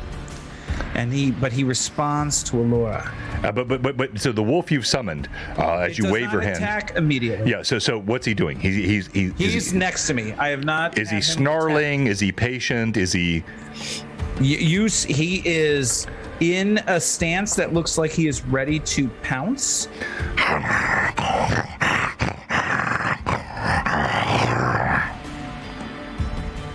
And again, responding to Alora, but looking at Rizia. Do not put your hands on me. Do we understand? Very bold of you to join a group you don't know and move so quickly towards one of my friends. Your friend was leaving the tree, my friend, and I was going to the tree. Those are two different directions. If you cannot notice that, then I expect you are no good in battle either. And I expect that you have no place in this group if that's how you feel. I am here to learn things. I am not here to be bullied. by an overgrown ape of a person.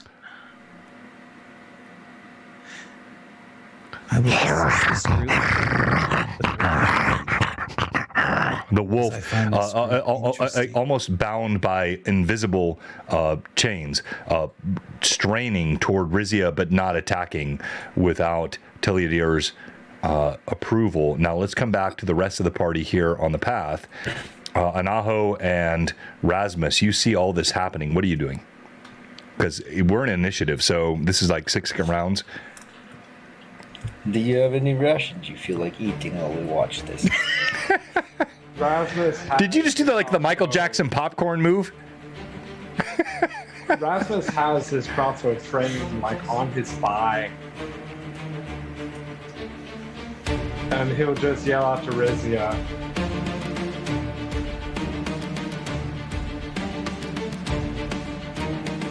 I see we move on. We do not need this one with us anymore.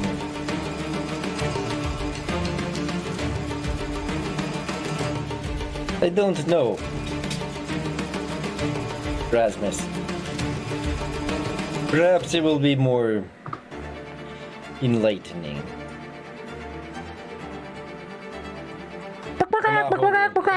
Henrietta rushes past you. Clearly should have been closer to Alora. I left her behind. Henrietta would only go toward Alora. All right, back to you guys. Naho will start riding up towards Talia Deer. Riding or walking? He's got his pretty pony. If you're taking the pony, that's fine. Yeah. Thank you. In a not So good to have you here at Blue Box Con this last week or 2 weeks ago. It was amazing. Girl is no one. You are someone. Thank you. But once again, still keeping the crossbow trained. If any aggression is taken, he will fire on Talia Deer. noticing that, I'll shout out, just Rasmus, just give me the warning first. And I'll like rub the back of my head and ride towards Teliadir. Is this entirely necessary? Rizia, as much as I appreciate you trying to help me, I can stand up for myself. I think I have proven as much. I am fully aware of what you are capable of. So do not worry about me. If he dared lay his hands on me, he would find that flaw fatal very quickly. Very well, then. Right, so we're still in combat. All right, so go ahead. No, as far as I know, no. All right, so I need all to agree. Are we still in initiative in combat, or you got a wolf, a ravening wolf that is snarling, slavering at your foot? Her wolf. Like, she does not have a wolf. She would put her wolf in the pocket. She takes the wolf from me, puts it in her pocket, and calls it her own now. You will be my doggy. Thank you very much. A charm animal? No, I don't. Just kidding. Rizia will put her great axe away, and she will look, like, again, not breaking contact with Teliadir. I don't know you as well as you don't know me, but what I do know is I have friends, and you do not, and I don't have time. So be wary with your curiosity. And she'll turn her back on you and walk to her horse. All right, and I'm sorry, I've got to interrupt because I stepped away when this happened. GOGCOM rated us with 46, I think, earlier today or tonight, and I'm so thankful. Forgive me for not saying thank you. All of those folks that rated in, welcome. They got a hearty welcome from chat as well. So good, I'm sure they did, but I just want to make sure the DM didn't seem ungrateful because I didn't see that because I was out of the room. But if you're following tonight, if you're watching us for the first time, if you're a first-time chatter viewer, we have one question for you. If you've not followed tonight, or if you're a follower who's not subbed, or you're a sub whose sub has expired, we have one question for you tonight. What are you doing?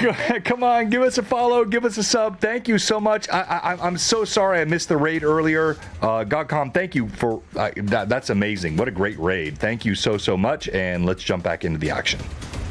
All right, so as soon as Rizia kind of turned away from Teliadir, Alora would look to him. Please do not mistake our nature. But there was no reason to react in such a manner. As you say this, Henrietta walks up and starts pecking at the wolf's foot. Henrietta would have been in her satchel the whole time. It wouldn't have been on the ground. She wouldn't be riding without Henrietta. But can you let the DM have some license here? I'm sorry. It's okay. Like, Henrietta, however she was, wherever she was, she's pecking at the wolf's foot. It's okay. Like, she popped out of your satchel. She was coming from behind wherever she was.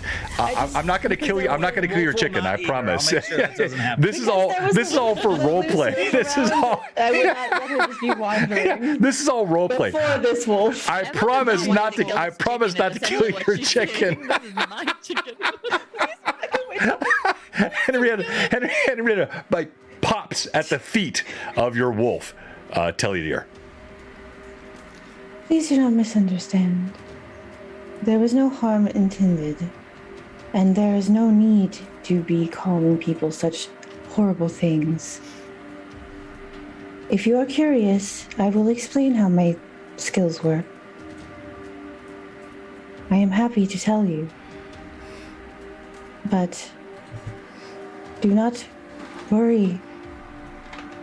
Rizia may seem frightening, and she is a powerful warrior, but if she wished to kill you, you would be dead. I know you believe that, and it's understandable, as you have traveled with her. But trust me when I say I'm not always alone. So I have no fear of those around me. But as someone who has done nothing, to be attacked in such a way, I believe would put caution into anyone, even yourself. And he waves his hands, and the wolf kind of mists back to where he comes from. Now then, I've done nothing to worry any of this group. I am not concerned. Tell that to your large friend over there, who apparently is, and the other one. And Henrietta still like moves forward, aggressively pecking where the wolf was, as though she still has the scent of that wolf, and hammers the ground with her beak. And he doesn't look towards Rasmus, but he nods, as that other one. Apparently, you're a strong group who've been together for some time. Months, years, it appears? No, No, just a couple of weeks. maybe we get most for some of us. Yes. Any way you look at it, I ask that no one puts their hands on me again. That is fair and can be respected. You deserve to have your space as well as any. And you see at that point, he begins to relax a little bit. And you see his demeanor change again. All right, where are we going to next? Quick moment there, Teliadir. Oh, yes, my small friend. Yes, we could even say chat as we ride if we... Rizzy, I know you are under limitations. Rizzy is like already half gone. Like she's already like past. She has turned into Taldar. No, Rizia is Taldar. Yeah, she's Yeah. How far away is? Actually, you know what? No, she'll leave it. She'll just get on her horse and start riding already. She's gone like away from the group already. She's already on her horse, like Taldar, page out of Taldar's book, like. We ride. Yes, Rizia is Taldar. If you'd like, Teliadir, we can just coast behind and catch up while we talk. All right. That sounds good with me. All right. So you know the favorite blue box methodology here. I love doing this every chance I get because this is where great roleplay often happens. You are now. We'll scoop Henrietta back up into her statue. Yes, yeah. No. You are now 5 days up the road, traveling through. Now you're headed quite far north and moving quite quickly, heading past Delrock, which I think is what you said, right? You're going that way? Yes. Yeah. All right. So you're heading past that, and you're getting close to the city. It is now night 5. So your sigil is still going down, but it was renewed, Rizia, so not nearly as dangerous as it was. And on this night, now you camp, and there is a pall that hangs in the air. The confrontation that happened betwixt the party still carries. Anaho constantly casting furtive glances towards Rasmus, as Rasmus seems to speak to an unknown being somewhere in his presence. And now you are around the fireside. Okay. And just a note on that, Paul, like Tellydeer is completely gone. Like it's like it never happened. Okay. And Rasmus isn't speaking to anyone. He's just quiet at the back of the party on the horse. No, I'm sorry. You're camped now. We're camping now. Yeah, you're camped. So journey. So this is this. Yeah. So you're stopped. Are you sleeping on the horse? Are you leaving? Are you leaving the party behind, or what are you He's doing? leaving the party behind. No. Is he? Okay. We'll call you Taldar from here on. Yeah. Really. Yeah. He'll be taking care of the horses as per usual, Tending to the mount is what we would say. but not talking to anyone, not manifesting Rasputin at all. Okay. Taldar would sit next to the fire. And too bad he's dead. Oh, shit. Let's go! Too bad he's dead. Zombie told. DM wins. Corpse walk up and say, "Hey guys, where are we going?" No, They got your back. Taldar's ashes have wafted across the wind all this way north. Yes. Wow, that's impressive. Yeah, That's it some is. Strong wings. Oh man, there you go. There's some Twitter and Instagram fodder for this week. Tellydeer will have sat by the fire. His raven actually kind of perched on one of the branches nearby. I'm assuming there's branches nearby. Well, so yeah, I mean, not close to the fire because you set your fire away from the trees. So Right. you're going to send your raven off to maybe the tree here or the tree here. Okay. All right.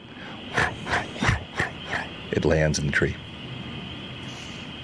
And he'll look. Where are you at, Anaho? Yeah, I mean, considering previous conversation, whatever, I'd come sit in your area. All right. So Tellydeer will look at Anaho. So, what brings you on this adventure? I mean, I know that one. And he points at Rizia. I understand. But why are you here? It is a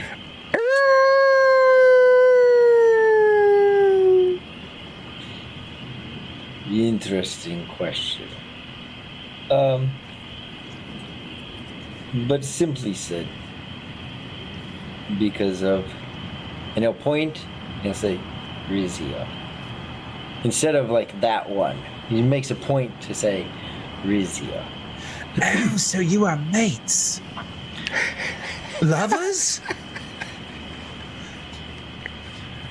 I got the question for you. Are we all within earshot of everything? Oh, Yeah, of yeah, course. yeah. I mean, Okay, even as soon as you Rasmus, say who's tending to the lovers. horses, he's only a few feet away. So, yeah, all can hear this conversation.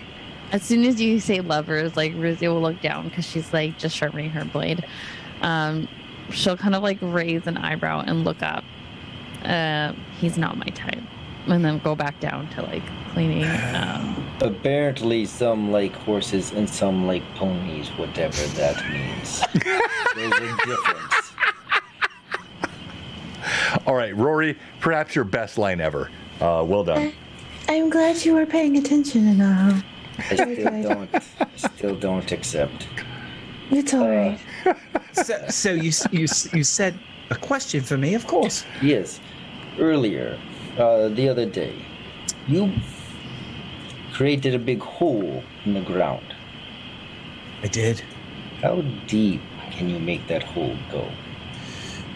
At this point in my training, approximately 10 feet deep. It really depends. Not a mile? Not quite. 2 miles. That would be more than a mile, so no. I know with a bit more I training. know. My name's Anaho, not Ano. I apologize. 30 feet with the right training. Why are you trying to go a mile down? Another question. There is perhaps further understanding of why I'm here with these answers. If you create that hole, and I'm in the hole, right, and you close it, I see. What happens to me? I've never tried closing the hole. I don't know if I could close it. I know I can create it. It's something I've learned in my time, but closing it, I don't know if I'd close it on someone. That seems violent, honestly, and Seems not useful. I'm confused. Could you expound a little bit on that? You see, where I come from, there are a lot of different types of creatures.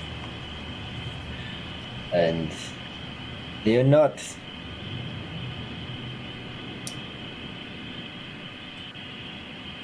they don't assimilate well. You mean they don't get along? Yes. They're not friends. Oh, I see what you mean. Now, are you referring to Relastra? I think one of them said something about Relastra. Not a nice place from what I've heard, not a place I'd ever really want to visit. My understanding is you can very easily get killed in the streets with an apple or something similar to that. So let me understand this. A melon. Is that you're from Relastra? No. No, of course not. Relastra is a kinder place than where I come from. Well, that does not sound like a positive situation. Have you ever seen a lizard? Well, of course I've seen lizard. Have you ever seen a lizard stand on its back feet? Well, yeah, you've seen little geckos. They go up and they're like, "Oh, I'm a gecko." They're cute. Have you seen ones that have fingers that are extra long and nails that are not the same but very short and long with like a crown or something that walks on its back feet? They that sounds like something I'd not want to run into in a dark alley. I'll be honest with you there. I'll tell you what, it don't matter where you are, they blend in. Wait, have you seen these lizards? All right, quick pause. Art of Mike Disney, thank you for the raid. Thank you so much. 27 new raiders coming in here. Amazing. Thank you for all the support, and jump right back into it. You're up, Rory. They smell. They have a stench that is putrid. They blend into the walls as the water drips from the ceilings. And if you're not paying attention, well, everything just becomes black. As soon as you started describing that, he whipped out his notebook faster than you've ever seen somebody whip out a notebook before, his journal of sorts, and he begins writing. Tell me more. Can you describe their physical features? All right, quick pause here. I want to go back to the rest of the players because Rizia's right there, Alora's right there. You're hearing all this. Henrietta is still plucking the ground, looking for that wolf. She is ready to fight. And Rasmus is still tending to the horses. Rizia will head over to the horse with Rasmus. All right. She strides over, towering over the rest of the party. Rizia, in her and look, I mentioned this earlier. Can you not admire this Tailspire Mini? Look at this. Let me pull this out here so everyone can see. I'm fixing her because I realize you can do better on the computer. This is Hero Forge direct import to Tailspire. Look at the Rizia image we have. This is how cool Tailspire has gotten. With the Hero Forge direct imports, this is super. All these minis now were created by the players. They did not have to buy them. I bought a digital download pack, and all of this now happens automatically inside the application. So Rizia walks over toward Rasmus. Rasmus seems a bit salty as you walk over toward him. What's wrong with you? That's it, John. I'm cutting you off and speaking for my PC. That's fine. I'm doing my best, Josh. Go ahead. It's okay. But as you walk over, he's kind of mind gone. He's just kind of in his happy place, taking care of these horses. But he just looks like he's going through autopilot. But as you walk up, it does seem like he has something on his mind. What is it? As he looks up and realizes you're there. What are you thinking about?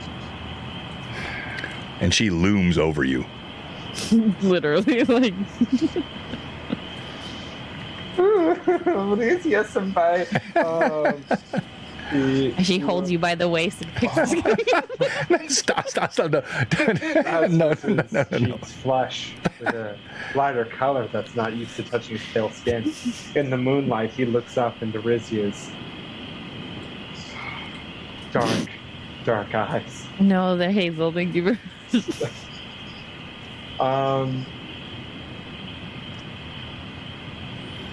Wind stirs through the trees. The horses neigh. You're oddly quiet, more quiet than normal. Just they're enjoying the firelight and the warmth. They have been tended to now by Rasmus. He pulls out an apple. No, he looks up and kind of puts the brush down into his hands. You hear the howl again in the background, and then it subsides. John, I would like to figure out if I've heard of any sort of creature like this, and I would like to make a monster lore check. Go ahead. Please roll. Where's my phone? Monster lore. I get to add something else to this. Woo, good roll. Trying to be monster lore. There we go. I get to add both my wisdom modifier and my intelligence modifier. Yep. Checks. If I could find where my crap is. So that's going to be an 18. 18. All right. So, yes, actually, you recognize these howls. These are the natural communications that happen between wolves and gnolls, which have trained the wolves. But here in the northern part of the Great Kingdom, these gnolls have been infected by the magical contamination that has emanated from the Great Kingdom's dome. And these gnolls are more powerful, and they can speak to wolves. And this is a communication happening between these huge humanoid creatures with wolfen faces and the wolves themselves, which are now not bound by magic, but by this connection betwixt the two. How close were those howls? Because Rizzi, you would ask him, he'd start to answer, and then his head would cock and just hold the hand. You cock your ear, you hear, all of you, they're still probably close to a mile away, so there is no sort of close predation that's happening. But you can hear there's almost a circling, a surrounding, a surveillance, if you will, of these creatures that are honing in on you. His head will kind of pop back. Allura already spoke to the trees. She said not to worry. I would not be so sure. The trees are known to sleep for long amounts of time.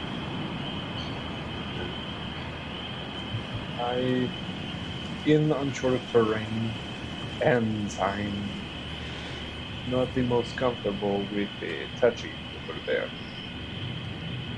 No, apparently not. And she'll lean in and like whisper near, because I think we're in within earshot of everybody, correct? Yeah, so if you want to, you guys are right next to each other. You can get super close and whisper something quiet enough that only he would hear. Okay. She'll lean in and just whisper, if he thinks that was an attack, then I question how much time he spent in battle. And she'll kind of lean back with like a little bit of a smirk and then just pretend to help brush the horse. It's already like an area that you've already brushed. Yeah. Yes. Tell. She's just trying to just like make it be like inconspicuous. Like, I'm not doing anything over here except for brushing the horse. Almost like the jocks having their like kind of background talk. He kind of leans back with a bit of a smile, scratching his chin, and makes a look of like, yeah, I know, right? But he kind of. Do you know what the gnoll is? No. No, he's a large hyena-like creature. Yeah, I've heard of them. It seems we might be surveyed at the moment. The wolves are some of their personal pack animals. Or not pack animals, hunting animals, and they have a close relationship. That is why they seem so close and so well trained. Makes sense. So when we are on watch tonight, keep an eye out for any more wolves, because that will usually mean that some wolves are nearby, and I'd rather not be caught on the ropes. Makes sense. All right, I'm going to come back now to the conversation between Telyadir and Anaho, with Allura listening in closely as Henrietta pecks at the fire, clearly still agitated by the wolf that was summoned earlier.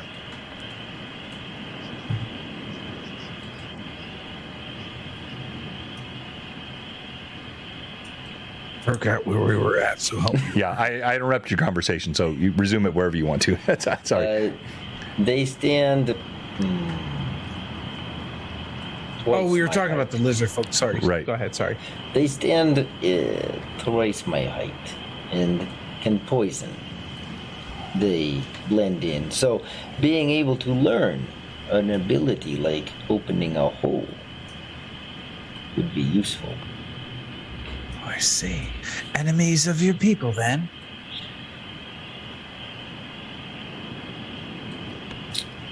Or just enemies of you? And where there should be a connection, you know, like enemies of your people, like someone kills your family, like something like that, like it doesn't register. So it's not quite confusion, just it doesn't connect. They're just vile. Are they intelligent? Yeah. I mean, don't get me wrong. You very smart person.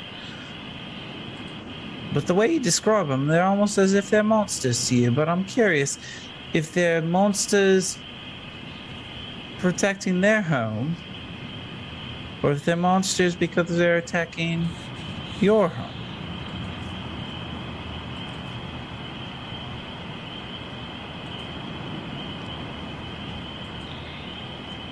Where I come from,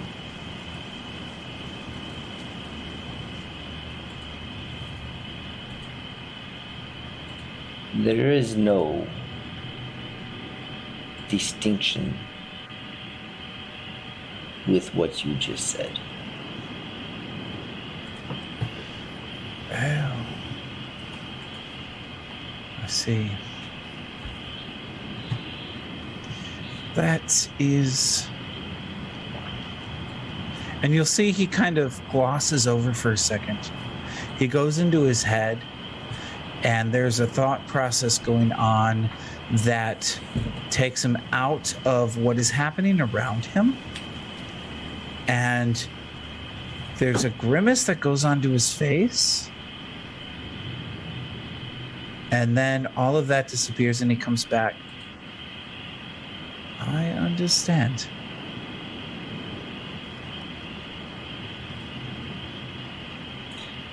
And he slowly puts his journal away and just listens.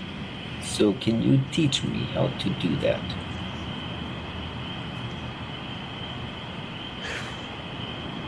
He sighs. I might be able to. I reach out and I grab your hand.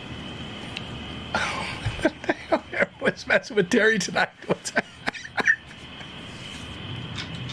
Just the hand? Yeah, just your hand. Okay, you see, and when you grab it, he immediately tenses up, and you see his other hand begin to move. And I'm just studiously watching your hands. And it's a quick movement, and then he freezes.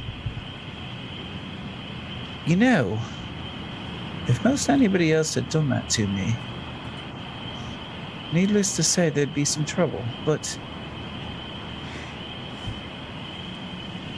I understand where you're coming from. I understand monsters. Now, if you would politely let go of my hand for a moment, we can talk normally. Yeah, I just figured you'd open up another hole so I'd be able to see it. But yes, and I'll let go. Now then. And he didn't go quite as cold and dark as he did when Rizia grabbed him. Now then. And he relaxes his other hand.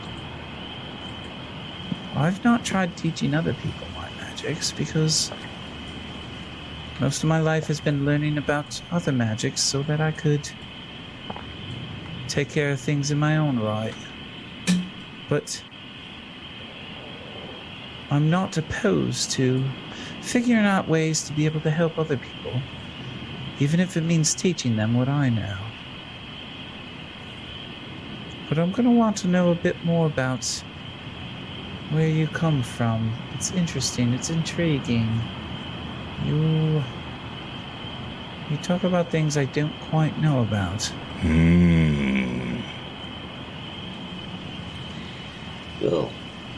We'll give you the same entry point that they gave Rasmus. He'll just pull out his dagger and hand it to you. Figure this out, and we'll talk more. Oh. All right, hang on. Let me see if I can pull this up. So I'll let you describe it, and I'll pull up the fan art, because I know we have the fan art as well. I got it. Here we go. And describe the dagger, if you would, please. Yeah, so when you grab it, it is very, very well balanced. Very, you know, it's very well crafted. Honestly, just waiting. There we go. On the blade, you see that the whole dagger itself is symmetrical. You see some stones that are set into the hilt. A very well crafted handle. You do see. It depends on how closely you look. You do see some patterns that are on the blade as well as in the center stone on the hilt. Yeah, as you look closer, the patterns on the blade, as you see here on the fan art screen. Thank you again, Pat Draws. Web-like. And he's going to look at it. And he's going to study it. And can he do... Let me double check something. Can he do a knowledge arcana check on it? He absolutely can, yes. Can he he's going to roll with his +1 that he has as well. Yeah, you should use any benefits you have. Yes, yeah, Mike Disney. Everyone, thank you, all the fan art, all the incredible support. We've been sitting around 100 viewers tonight, which is incredible. Thank you so much. We've been kind of off for a bit. First time chatter, welcome Time Scroll. Thank you so much. We had a hype train earlier as well. And we support all of our viewers. Thank you so much for joining us. You can jump on our Discord as well. Can we pop our Discord in the chat?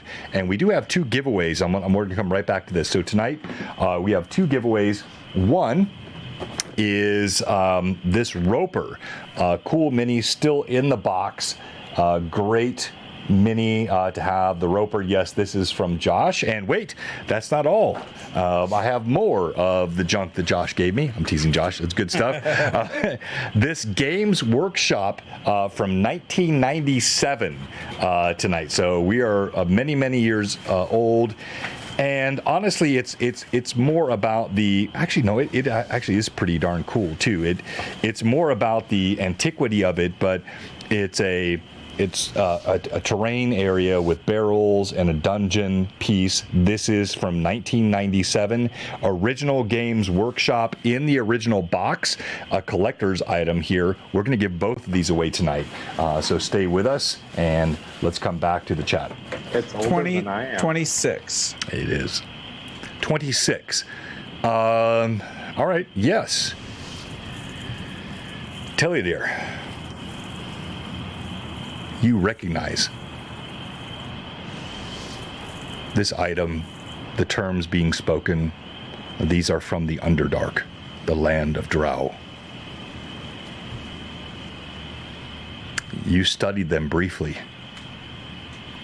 More academic in your understanding, but as you hear them now, brought to reality.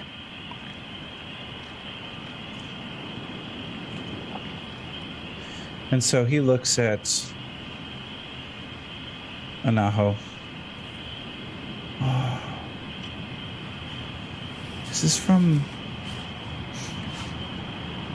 And he will switch to Undercommon when he says this. Woo, let's go! And does anyone else besides Rory's character understand Undercommon? I don't think anyone else does. I don't think so. I don't think they do. And just I want to confirm. Rasmus does, doesn't he? Does Rasmus? I don't think we found out if Rasmus does or not. Yeah. I guess Rasmus is an enigma wrapped in a puzzle. Wrapped in an enigma. All right. So, well, he has friends also that may help. But so go ahead and speak, and we will let. I will assume any PC that knows what his character should be able to understand would know metagaming here. If you don't know Undercommon, you don't know what's being said. And you see, and Teledeer slips into it seamlessly. This is from the Underdark.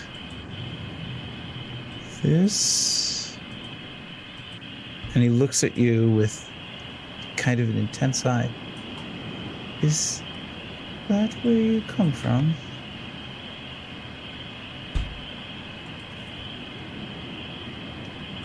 I'll look at you. Grab my collar and just slightly pull it down. How deep can you make that hole? When I pull down the collar, you see some kind of tattooing around.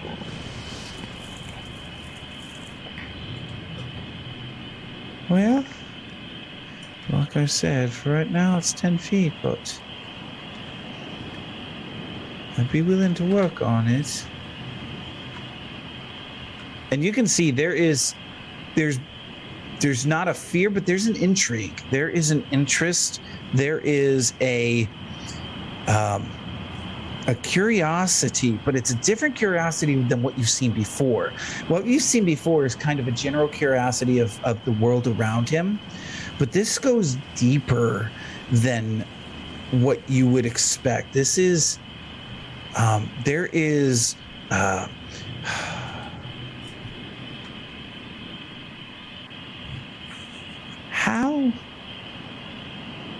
did you survive?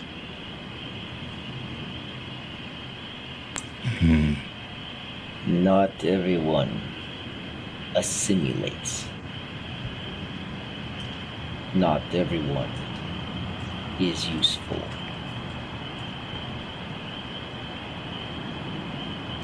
All right, and so again, I love the role play here, and I want you guys to continue, but I want to make sure everyone else, you're all in earshot. So anyone else that wants to interject or just wants to walk away, you want to clean your toenails, whatever you want to do, I just want to make sure I know what you're doing. Are they still speaking in Undercommon? Yes, you're hearing this strange language. Well, you hear us speaking in Undercommon. Well, I know, but we don't know what the heck you're talking. Yeah. So you're I've there. heard Anaho do that before with. Yes, that's like, right. So it's just. You would pick up at least on some of the tone. I mean, Anaho's serious all the time, but you'd hear the tone shifts. Well, you'd hear the seriousness in Teliadir, who, other than his interaction with Rizia, has not been so serious as this. It's been a curiosity, it's been an interest, but the discussion of the Underdark takes him to a different place.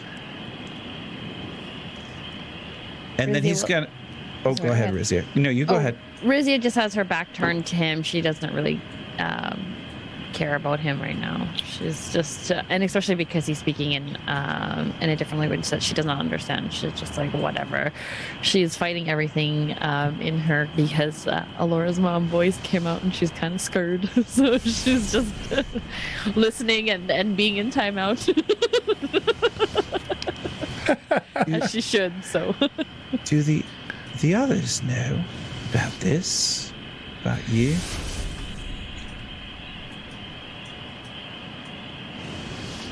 I believe so. At least one. And with that, he's going to actually... Teliadir's going to kind of turn a little bit towards Rasmus.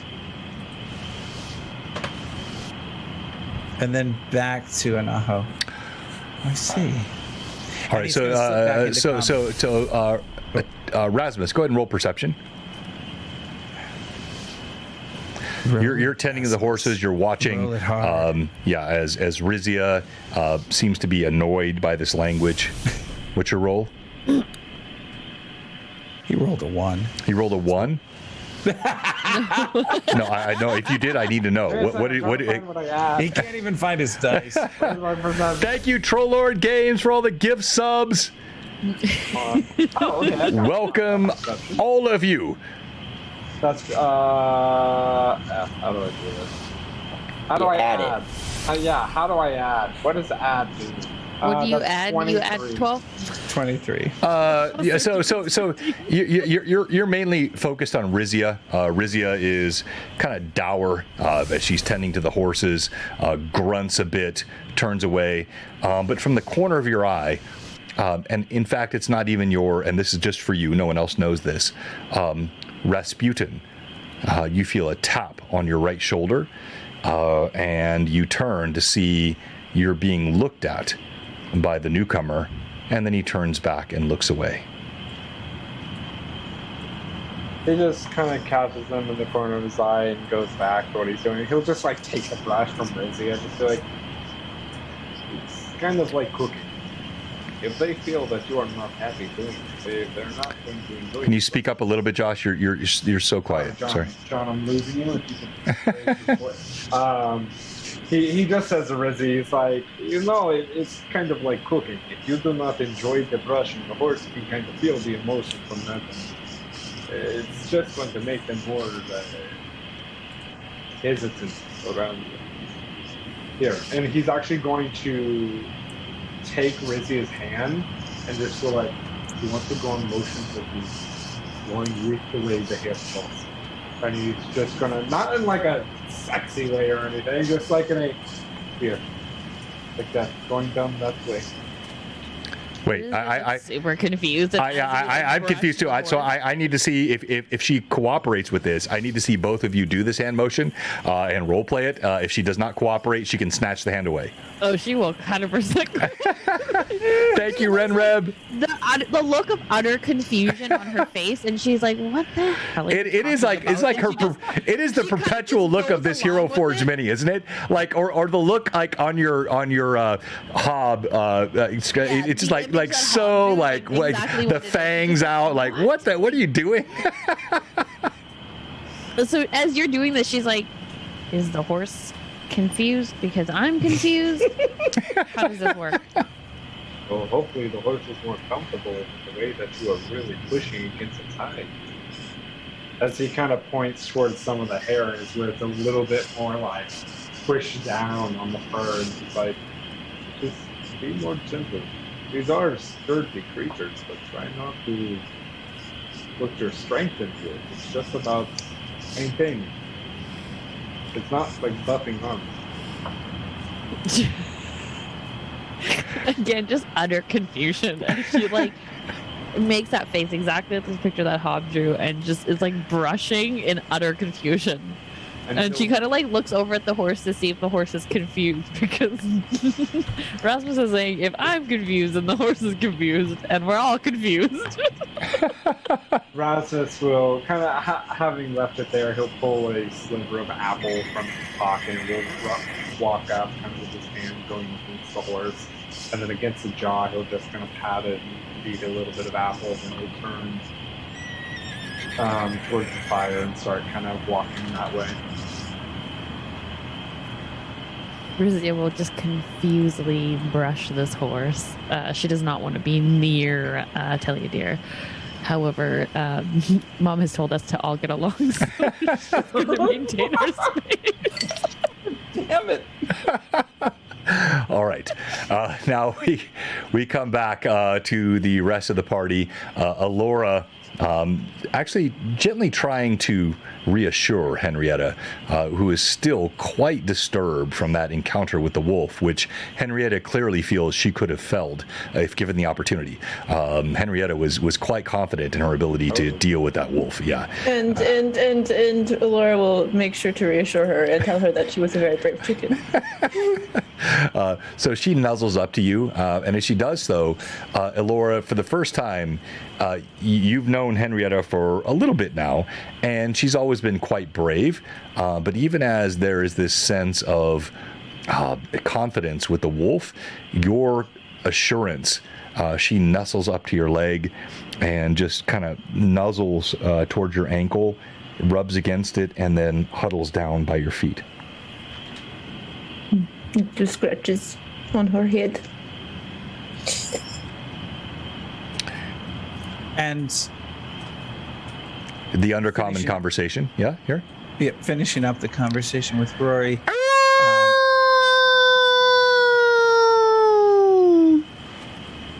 Teleadir will say, all right then, well, I'll see what I can do to help you. And I'll see what I can do. And he'll slip into common. Thank you for talking to me about this. I'll maintain Undercommon. Uh-huh.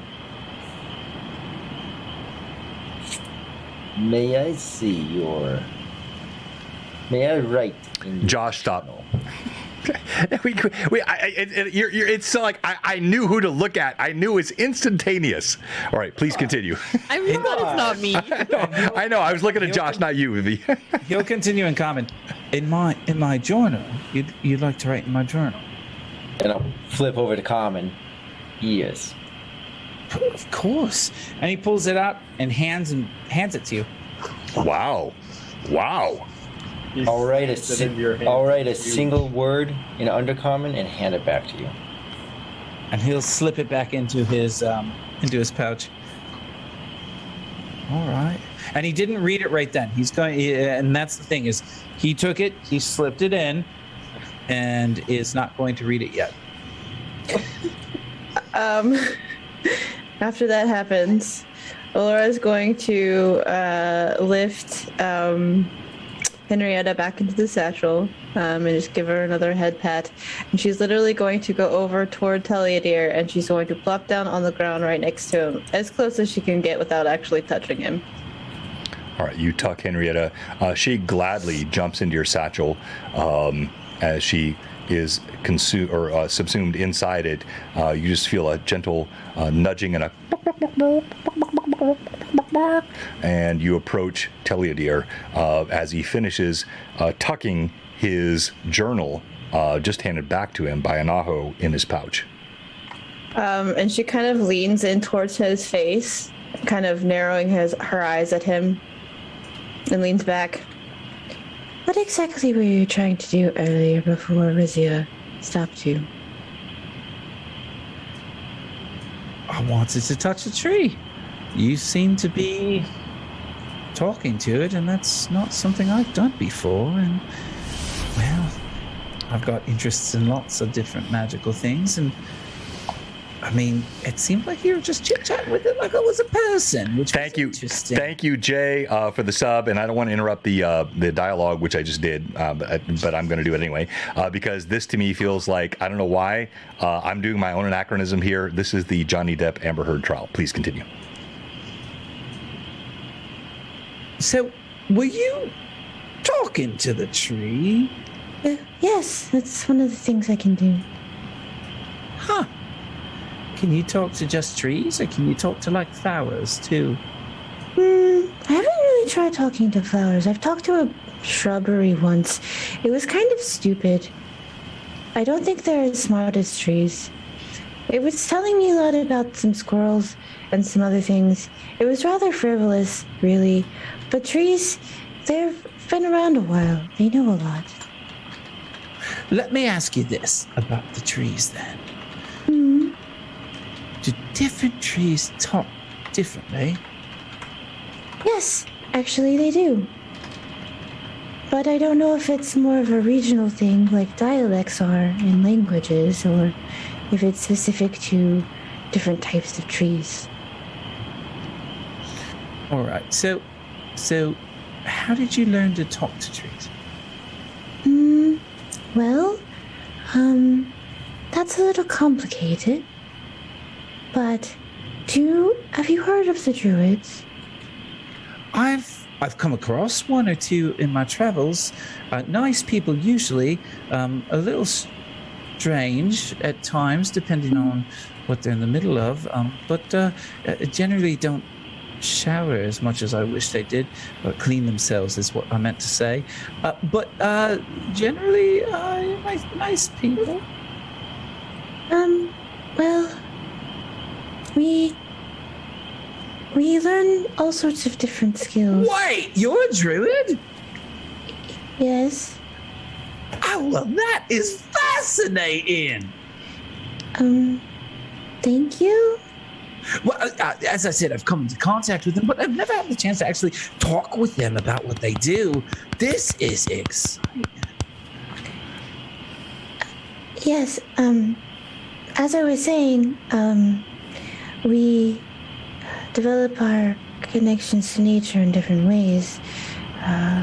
Some of us are more attuned to plants, others animals, some both. I was always fascinated by plants, and so I focused my skills there mostly. I see.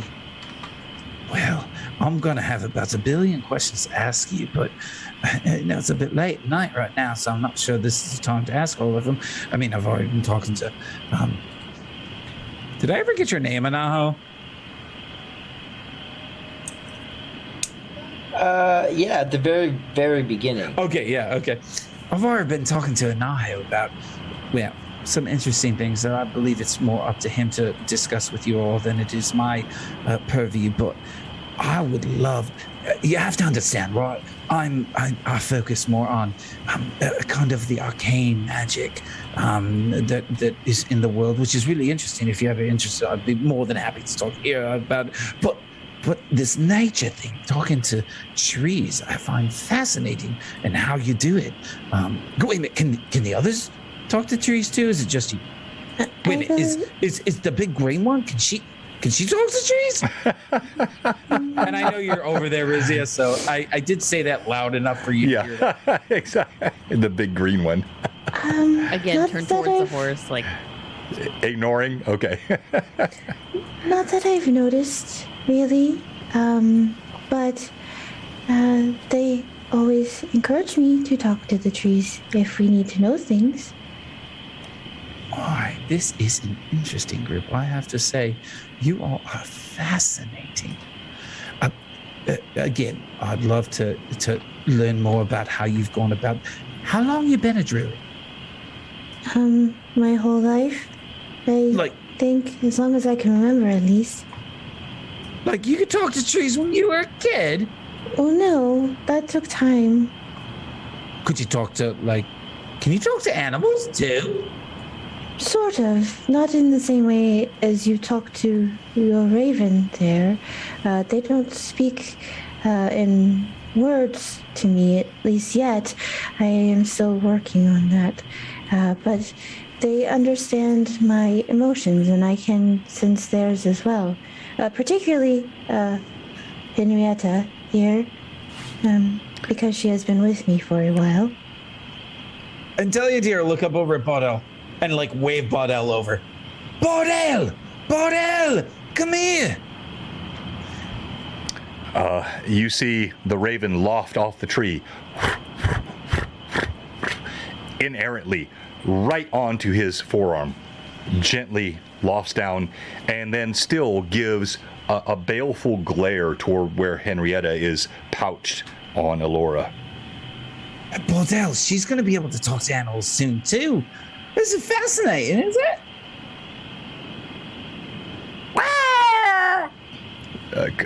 Not comprehending what you're saying, Bordell looks at you, looks at her, seems somewhat mistrustful, primarily because you can discern the chicken. Bordell, listen. I need you to calm down. The chicken. Look. It's just. Look, listen. You're a prey animal. You're a prey animal. That chicken has got nothing on you. Trust me. I'm sorry, Baudel, go relax. And you see Baudel fly back up to the tree. Baudel can be a little moody from time to time. I've had Baudel with me for a while, and there we talk a bit. Moody as well. Yeah, some of the trees are grumpy at times. I get it. Well, I appreciate this. We'll talk more. I'm very excited to learn about how you druids do these things. Again, I've never been able to travel with one, so I'm very excited to see your work. Of course. And Laura's kind of both a little more informed but a little bit confused by the intensity of this person, and she just kind of walks away in a bemused sort of state. Yeah, and that's well said. I mean, it's a friendly intensity, but definitely intense. Very, very almost overwhelming at times, and seems to be only good-natured in what he is saying. But Alora, as you walk away, you are exactly as you said, a bit overwhelmed. Anyone else?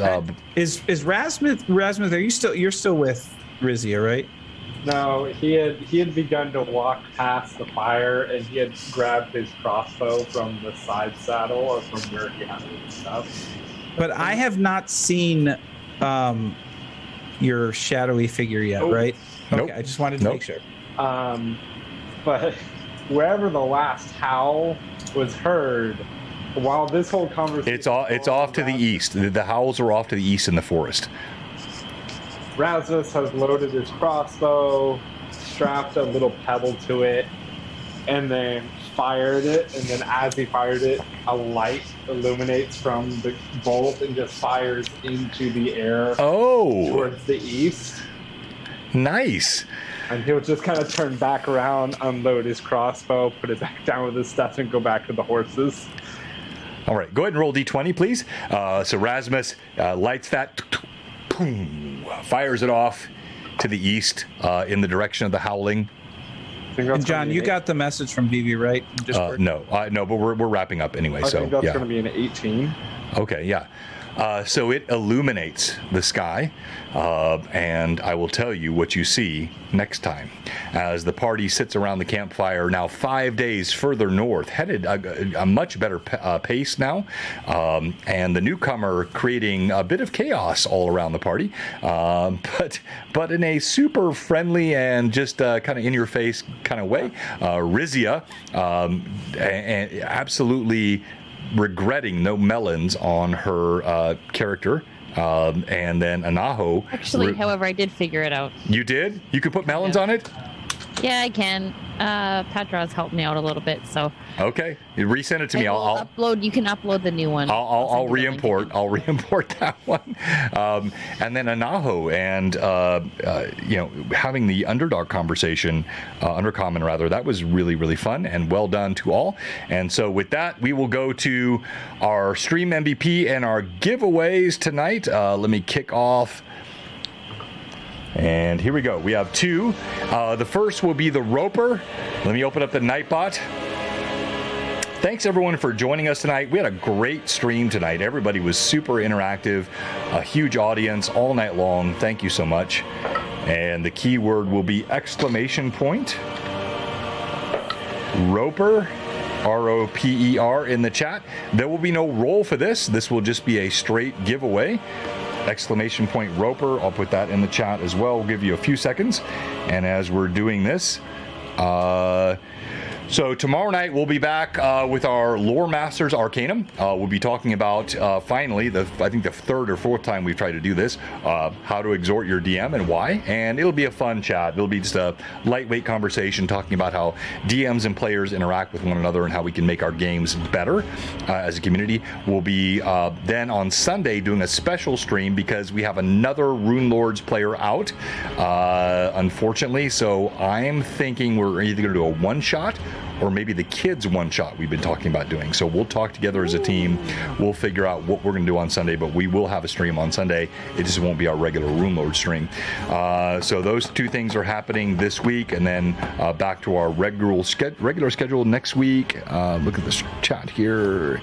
Yeah, maybe. Yeah, absolutely, Robert. I mean, we'll figure it out. I would love to see also maybe in the chat, in our Discord, people that have always wanted to play in a Blue Box game but haven't been able to.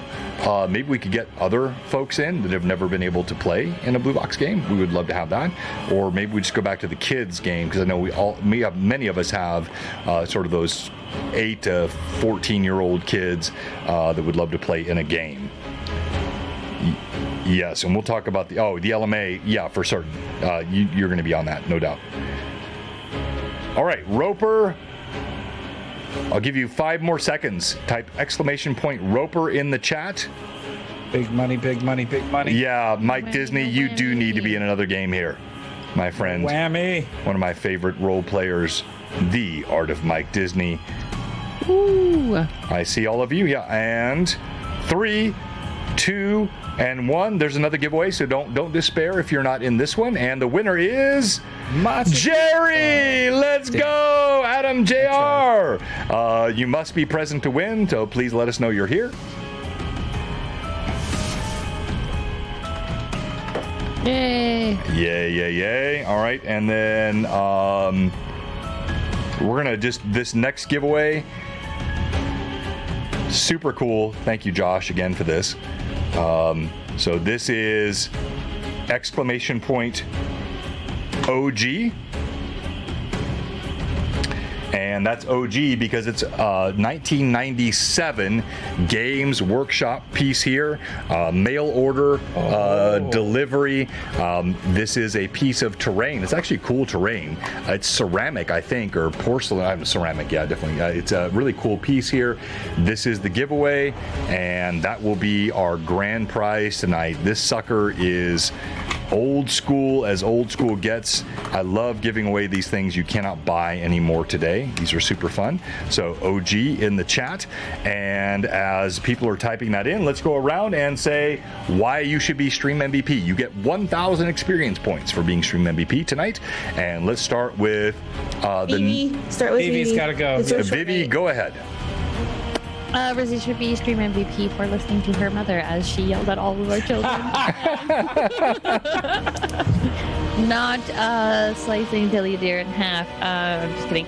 I think Rizzy at this session kind of showed about who she was and now her closeness with the group a little bit more as before, where she could care less and she was about to ditch everybody. It was a really good RP session to kind of show where the group lies and how they kind of had her back, which is kind of nice for her to kind of see as well on all ends. That mom voice. Ooh, down my back.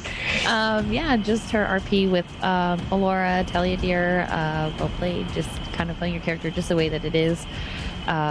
Wasn't expecting that, but it was very cool to RP that out. And then her horse RP with Josh's character Erasmus. And the look of approval is not the same because it's not the look of approval of Winston, that of Winston. It is just a mere horse. I still miss Winston and Shorewin. I do. We held hands. And Vivi, thank you again. I know you've got to go. We'll give you. You can make a quick roll here. I'll tell you who you're rolling for, and then you can get out because I know you got work. But you're rolling for Toriano, Biggie Paw. Go ahead and make your roll for him before you leave. And I want to say, Vivi, seeing you over Blue Box Con was one of the highlights of my weekend. My Canadian friend coming all the way down here. It was such a great blessing to have you here, and I'm counting on you being here next year. Josh, don't you dare say no, you piece of I'm just saying that, like, Blue Box Con, and I think I kind of wrote my sentiments in the Blue Box Con channel or whatever that Evelyn was going to take down. But if anybody in the Blue Box community can make it to Blue Box Con, I would highly, highly, highly recommend it. As somebody who hasn't gone one year and has gone the other year, the things that people were talking about at Blue Box Con, you felt so strongly. I heard people talk about it the previous year that I had missed. And you just have to be there to kind of feel all of those emotions. And like, I met so many amazing people that you see online. And like I said, like I played with you guys for like 2 years. To actually see you guys in person was just the most unforgettable experience I've ever had. And I was super emotional as I left on the airport. And the one thing I want to say though is to commend you, John, as not only a DM, but as the founder of Blue Box and the community that you have brought together, because like I said, it's unlike anything else. And the same sentiment I had across the board with everybody at Blue Box Con was that how inclusive it was and how everybody felt like they belonged and they didn't feel like they were an outsider or they couldn't, like, they didn't know where to be or whatever. Even like amongst all of us, like we have all different personalities, outgoing ones, shy ones, quiet ones, like, you know, all those kinds of things. And we could all be in a room and like the amount of love in the room was just amazing. Wow. Like it was just something that you have to be there to experience it. Like it's just absolutely overwhelming. All right, so Vivi, wow, I mean, I know you have to go, but Vivi, thank you so much. I was not trying to prompt you with that. No, I wasn't meant to. Like this is speaking straight from the heart. You have the commercial for next year. Like we don't have to do anything. We just need to take what Vivi just said. That is next year's commercial for Blue Box Con. That was so freaking good.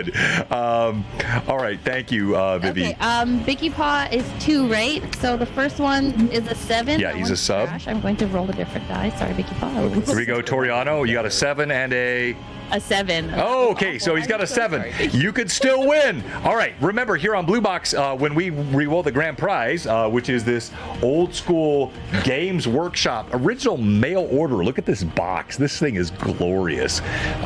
This is OG as OG gets. You'll get this, and it will be sent directly to you. Let's go to Rory. Why should Anaho be Stream MVP?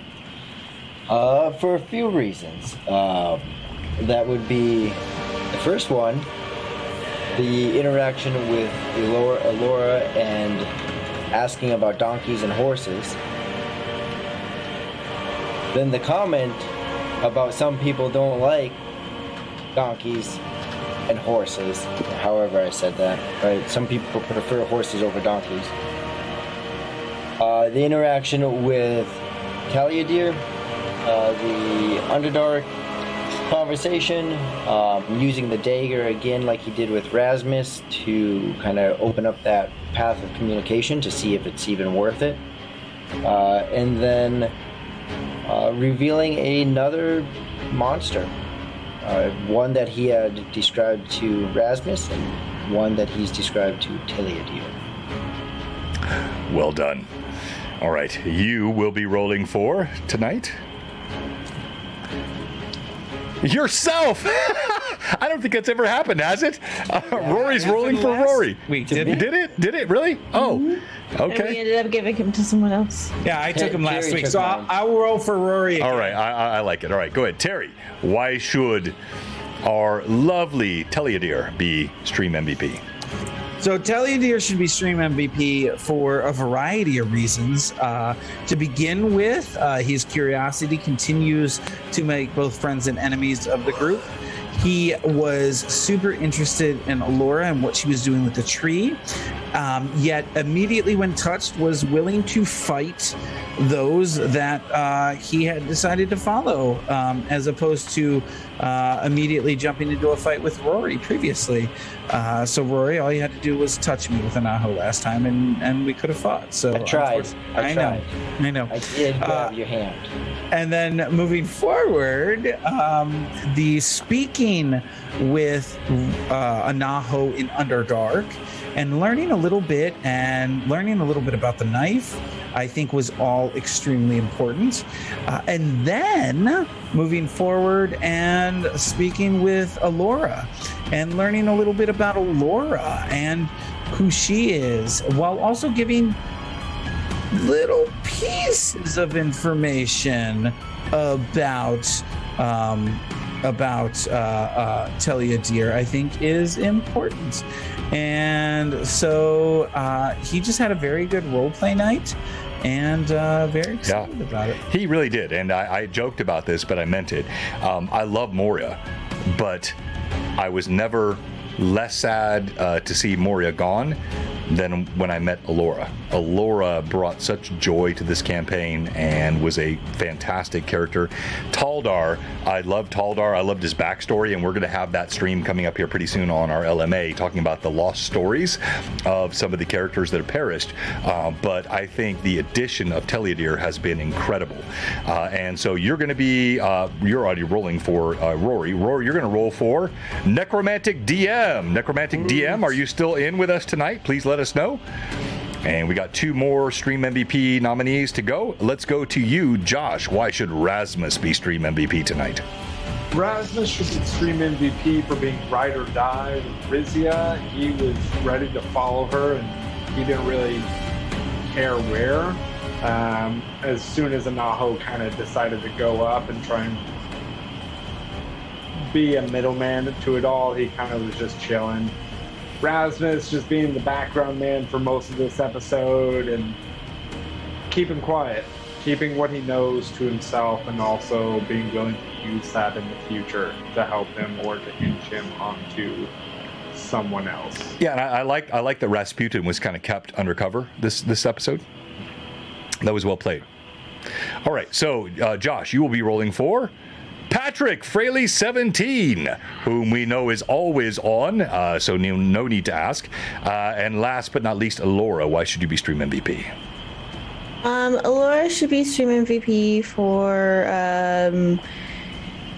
finding a little bit more information out from the trees and speaking to them, and then being what she is, being tied to nature. She is often, slightly chaotic and very calm, but like nature, she will occasionally show that she is not always calm and peaceful. And understanding that trying to get a situation under control where she can speak for herself, because she didn't feel like she needed to be defended in that situation, though she appreciated the gesture. She did not feel like she needed to be defended, and she wanted to have her say in that moment. And always her interactions with Henrietta, and just general RP things between Alora and Anaho and Alora and Rizia. Didn't get a much chance to talk to Erasmus this episode, but we'll have more chance later. And the little bit of conversation with Teledier at the end, trying to figure out a little bit more what he's about, and coming away a little more knowledgeable, but mostly confused. Just generally kind of discovering the things about the people that she's traveling with. So yeah. That's Alora. No, I loved it. And by the way, so all of it was good, and Henrietta is actually nominated for MVP. So perhaps Henrietta could also win. But I thought, but I thought the role play with you and Teleador at the end, I'm doing that on purpose now, Terry. I'm just going to keep messing it up as often as I can. You and Teleador, it was so much fun. This sort of arcane inquisitiveness to the druid, the nature, that was awesome. Well played. And you... Agreed, Johnny. Agreed. That is actually my name. I don't mind that. All right. And so, Evelyn, you are rolling for Weaponized Eyes. Are you still on Weaponized Eyes? I wish my eyes were weaponized. Weaponized has been on a couple of times for opportunities to win. And yes, thank you, Jerry. I'm glad you picked up the Hulk mantra. If the whole chat could just continually say John is right. Yep, weaponized. All right, so we already have the 7 from Rizia. Let's go to you, Rory. Okay. Go for MVP. I'm rolling for MVP poll is up. DM. And that's subscriber, right? Yep. Yes. I got 2 7s. Wow! No so we have way. 4 7s. Seriously? This is kind of lucky, actually. I think maybe so 4 7s so far.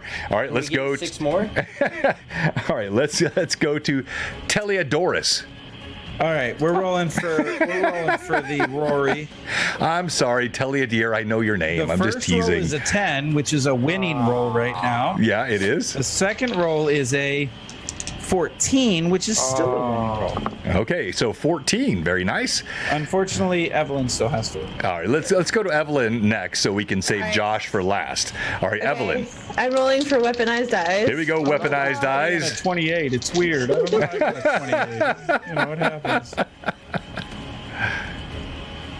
I rolled a 5 and an 18. An 18. Weaponized eyes takes the lead. Gosh. Okay. All right, so only you, Josh, can defeat the nefarious Evelyn. 7. Yeah, no, this is. that'd be awesome. I'm sorry, Fraley. That would actually kind of be awesome. I'm not gonna lie. Fraley, I got you, Patrick. All right, here we go. This is super cool too. That's an 18 and a 19. Let's go! Fraley, Patrick, congratulations. You have won this old school Games Workshop. And Fraley is a painter as well. Everyone thinks I always win. There have been many times where All right. I've not won them. All right, there's still time to vote for Stream MVP. Please don't leave. We're going to set up a raid here in a moment, but I want to say again, thank you.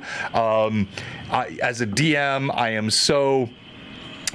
just grateful to this community, everyone that has supported us, all the bits, all the subs, all the players that traveled across the country, enjoyed our Blue Box Con, and the sort of fair to middling role play that happened tonight was pretty cool as well. Thank you for that. Yeah. There we go. Thank you. Fantastic role play tonight. Well done.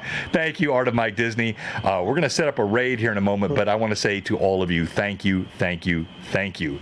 All right, now, If you are watching tonight and you have not followed, She's gonna be level 10 and the rest of us can still be level 3. if you're a follower and you have not sub, or if you're a sub whose sub has expired, we have one question for you tonight. What are you doing? Come on, give us a follow, give us a sub. Great crowd tonight. What are you doing? What are you doing? What are you doing? The stream MVP vote is still up. Oh, it's closed. It's closed. Rizia, Taliadir. Rizia, Taliadir. Rizia, Taliadir. 3, 2, 1. Still time to vote. Still time to vote. Okay. Taliadir! Congratulations. Rizia won't be level 10 while we're all level 3. Let's go, Tali Expialidocious. Congratulations. Well done, my friend. And that is 1,000 XP. Try to get you caught up. Thank you, Wayne, for the sub. And all right, and now we're going to go ahead and we're going to raid. Let's see who we can raid out there. Many good friends. Yeah, raid me. Josh, are you up? Check your messages. I sent you something. Gosh, check your messages. I don't want to. You. All right, I don't know what's being said here. I refuse. Also, I still have a full. All right, recommendation for who I should raid in the chat. Tell me who to raid. What is that? Loot Die Repeat is up. I see that. I see that. I see also the Games Tavern, TTA, Goblin Cave. All these folks have supported us. Red Hair So Ant. I'm looking for the recommendation. The first one I see in the chat to tell me who I should raid. That is who I will raid. But that's just me. I like all these folks. So. But they're doing Call of Cthulhu. Loot Die Repeat is doing Dungeons and Dragons. Yeah, I don't want to do Red Hair Inn. What's Red Hair Inn? Loot Die Repeat. Loot Die Repeat. Yeah, all right, we'll do loot. I don't know. Yeah, all right, here we go. Outrageous Rating Vampire the Masquerade. Loot Die Repeat. We'll see you tomorrow night with a fun LMA. And we're rating now. Great job again tonight, players. So much good role play. Thank you, all the chatters. You were incredible. 5, 4, 3, 2, and 1. Rating now. We're not really leaving. Sorry. No. No, I did. I read it. No, we're still there. No, I'm still here. Why? I'm gonna raise the roof right now. Did my raid not work? Down. It said I already raided. Terry, you gotta push Oh yeah. down. Oh, I gotta push down. There we Push go. down, you push Thank down. you, Renreb. Thank you, Renreb. That's all. For me. Thank you. Hey, Chuck. Make this end. All right, the raid happened, right? The raid's done. No, it's still. We Why? still haven't raided yet. It said you've already raided. Raid now. Click raid. I don't have a raid now option. What on earth It is should going? be. Hold Let on. me try one more time here. Hit the red button. Love the It's not red. It's blue. There we go. It's blue. It's not red. Yeah, it's not right.